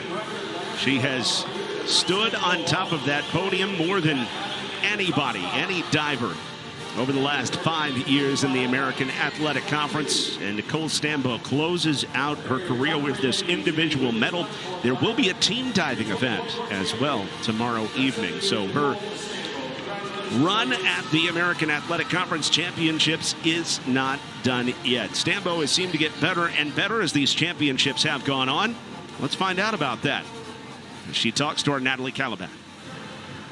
Nicole, a graduate senior, you finish your last conference championship with a gold on platform. What does that mean to you? Oh, it's amazing. I didn't have the best week coming in, so this, just to end on a high note, is awesome. And to get my title back from a couple years ago, it feels great. And such a tight point standing in the overall race, huge points for your team overall. What does it feel to contribute this gold to your team? Yeah, it feels great. Every point counts in these meets, and anything I can do to help, it feels really good. What are your goals for the team event tomorrow? Yeah, I'm really excited. It's a new event, never done it before, and I'm really excited for our team. I get to do platform again, so it should be pretty fun. Going right back up there. One more day. Congratulations. Thank you very much. Nicole Stambo. Her name synonymous with gold here at SMU. Have a feeling that one day she's going to be in that Hall of Honor, that Hall of Fame, athletically here at SMU after all the hardware that she has picked up in her career. And the SMU Mustangs pick up some points thanks to Nicole Stambo on the platform. But we are not done yet tonight. Night 3 of the American Athletic Conference Women's Swimming and Diving Championships wraps up with the 400-yard medley relay, a final team event to see which team has that momentum heading into night number 4 here in Dallas. I'm John Liddle, rejoined by Smacker Miles now. And as we look forward to the 400-yard medley relay, how big is this for these teams, you know, especially the ones at the top, FIU, SMU, Rice as we lean in toward the end of night number 3. Relays are heavily weighted as far as points go, so it's a huge drop-off between first and second. And, of course, very important not to disqualify any more relays this weekend. If you're Rice or SMU, we've gotten to see the champions in each event, the 100 fly, the 100 back, and the 100 breast already. So we have a preview of this event from each team and who's good at which hundreds. And now we get to play it out in the team event. Let's find out on the other side. The 400-yard medley relay is coming up next from Dallas as we wrap up night 3 next here on ESPN. Welcome back to Dallas at Robson Lindley Aquatics Center. The Women's Swimming and Diving Championships in the American Conference. Nicole Stambo picking up points for her team. The platform diving event at SMU, and now we have one more event to go tonight, the 400-yard medley relay. I'm John Liddle, back alongside Smacker Miles, Natalie, Kalibat, and our entire ESPN crew.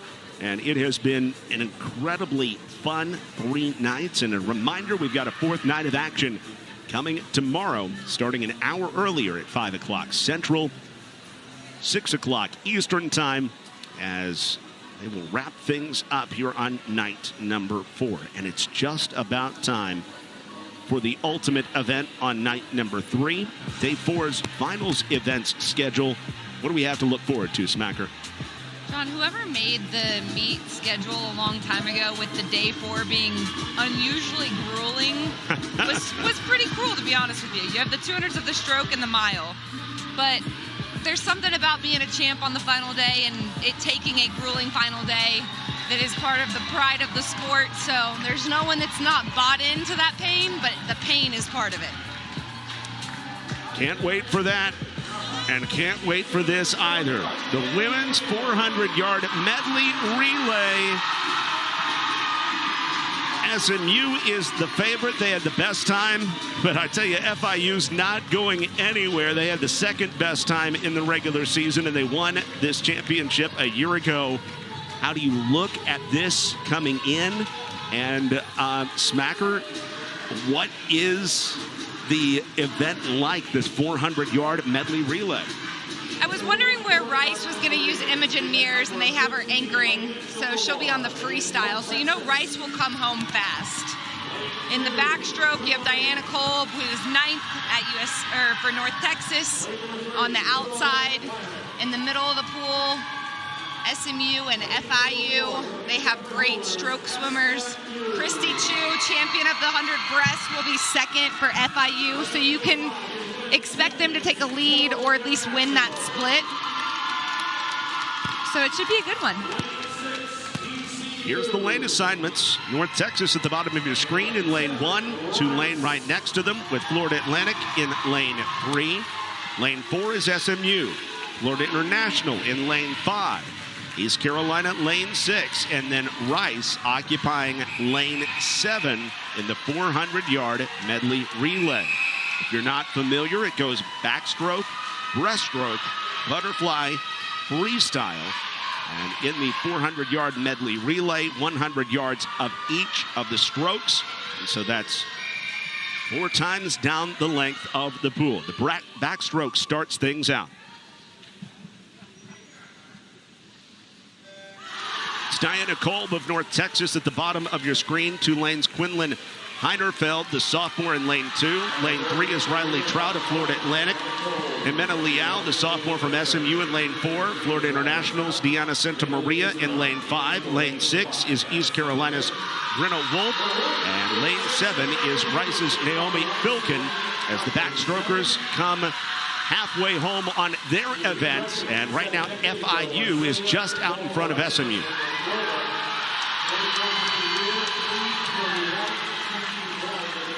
So FIU's Deanna Santa Maria just in front of Jimena Leal. Leal, who took a gold earlier on today. And again, she just trails Santa Maria. Now, SMU has had a DQ on an early start. Rice has had 2. And as they go into the pool, on this breaststroke event. The relay team from FIU is out in front, SMU in second, and Rice in third.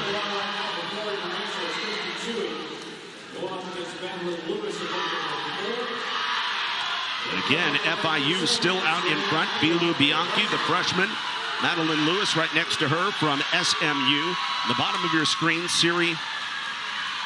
top of your screen, Siri Enio from Rice. Laura Mazzata, the junior from North Texas, at the bottom of your screen. Lane 2 is Tulane's Paula Gaia Biscara. And then you got Christy Chewy from Florida International, really churning up the water with East Carolina's Kaylee Hamlin, the junior, in lane number 6. And Christy Chewy has been a monster in the championships, and she is out in front by a length and a half right now on SMU as the third length starts the butterfly. And for North Texas, it will be Samantha Robles, Victoria Raymond for Tulane, Dolores Margini for Florida Atlantic, Valentina Becerra for SMU, Umi Diop for FIU, East Carolina's Sarah Kalowska, and then Ariel Hayon of Rice at the top of your screen. But on this butterfly, a really strong event for the sophomore Diop as she makes the turn. She hopes to be an Olympian from Senegal this season and end up in Paris. But right now in Dallas, she's trying to help FIU bring home another gold. SMU's Becerra is behind. But right now, this seems like an enormous lead. SMU may be gaining ever so slightly along with Rice, but a strong leg for Diop as they enter the water for the freestyle. At the bottom of your screen, Shayna McLeod of UNT, Grace Dale in lane 2, Bri Belisle of Florida Atlantic in lane 3, Johanna Goodmansdottir for SMU in lane 4, Arlie Courtois Davies in 5, Kylie Bruning in 6, and Imogen Mears of Rice at the top of your screen. We've got one more 50 to go as FIU is just barely in front of a creeping SMU with Rice behind. And so all eyes on the middle. Can Johanna Goodmansdottir chase down Harley Courtois Davies? It's going to go down to the wire, but it looks like SMU is just out in front. The tape. 1, 2, 3. It is SMU with the win. And Rice comes in second with a strong anchor leg by Imogen Mears, followed by FIU. SMU with the 400-yard medley relay championship.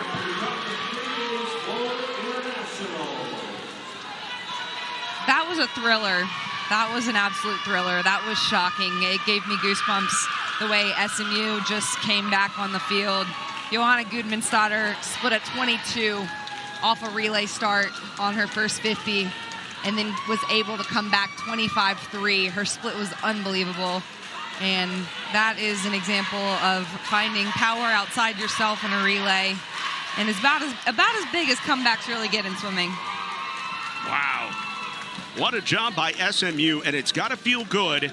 We've been given the thumbs up from the judges, by the way, after the disqualifications, 2 of them for Rice in this championship, 1 of them for SMU, noticeably last night. This is going to count, and SMU at 3:36.28. Rice at 3:36.36. That's a lot of fun. And then Florida International at 3:36.45. Like you said, I mean, just one to take your breath away as the Mustangs get it done barely. Johanna Goodmansdottir said, I'm not a swimmer, I'm a relay anchor. She really embodied everything you could want in that and found a way to get it done. Rice didn't have a great time coming in, but you knew that they were going to put something together for this championship. And you put Imogen Mears out there, and she nearly came from behind on Goodmansdottir and edged her out just like she did in the 50 free, and really dominated the 50 free, and probably outswam Goodmansdottir, but Johanna did just enough for the SMU Mustangs. And there is a breath of life for SMU heading into night number 4. Can they come from behind on FIU? These big points are going to help. Well, look at the names that back-halfed it for Rice. They're Fly and They're Free were Ariel Han and Imogen Mears. Wow. We know those names. Yes. So it was no surprise that they had a great last 200.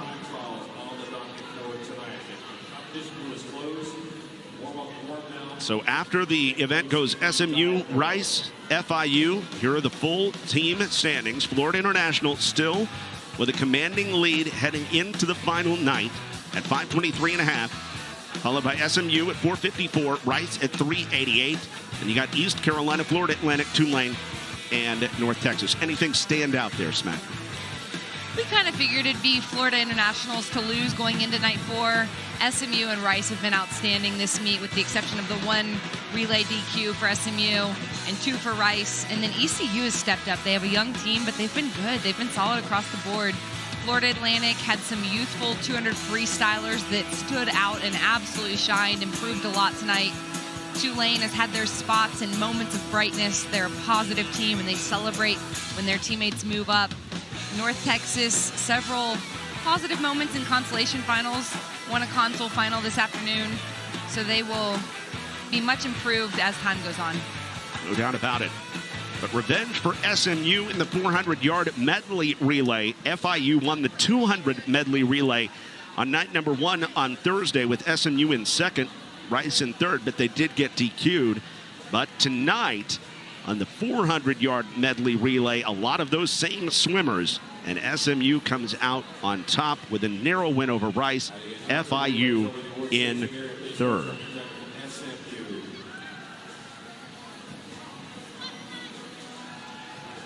What a day it has been in day number 3, and we get a little bit of a breath before we head into night number 4. And like you said, Smacker, it is going to be a grueling evening for sure. But, you know, these teams, it doesn't matter really, it feels like, where you are in the standings.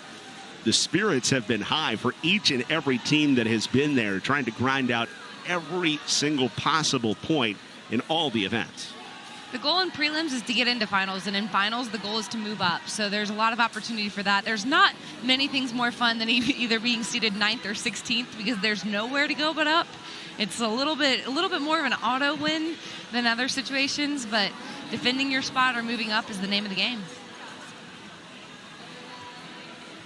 The American Conference Swimming and Diving Championships, we're going to have a new champion this year. For the first time in 8 years, as Houston has won it for the last 7, but now in the Big 12. And so will it be the SMU Mustangs? Will it be FIU? They've got a big lead heading into night number 3. Could it possibly be Rice? It would be really, really difficult. It would take a lot of crazy stuff happening on the final day, but there's no doubt that the Rice Owls have really been good in this championship, and they've been proud of their efforts, specifically today. I think it's been a good day for the Rice Owls. Rice has so much to be proud of. They knew they were improving coming into the meet, and they have been solid. They have some real standout talent in Ariel Han and Imogen Mears. Imogen Mears is one of the most talented student athletes at this meet. She is strong, she has great tempo, very efficient, no drag in her stroke. She's powerful. You wouldn't think her tempo is as fast as it is with how perfect her technique is. She's so smooth in the water. It doesn't look as fast as she's going. And that effortless look is often what is, you know, the next level, the elite of the elite in swimming.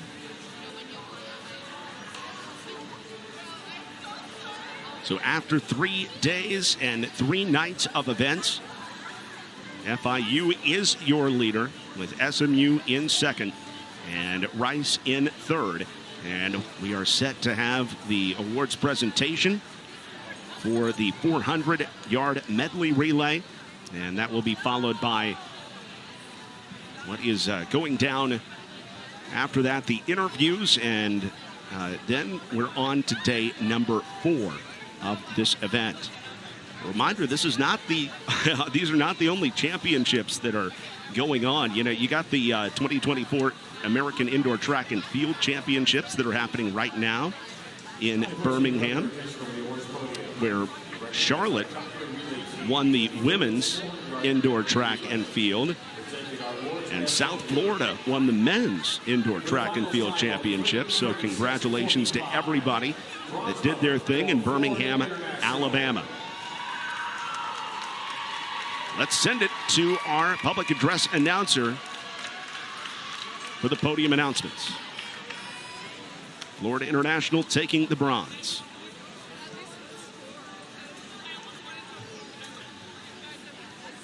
With the final time at 3:36.36, silver for Rice University.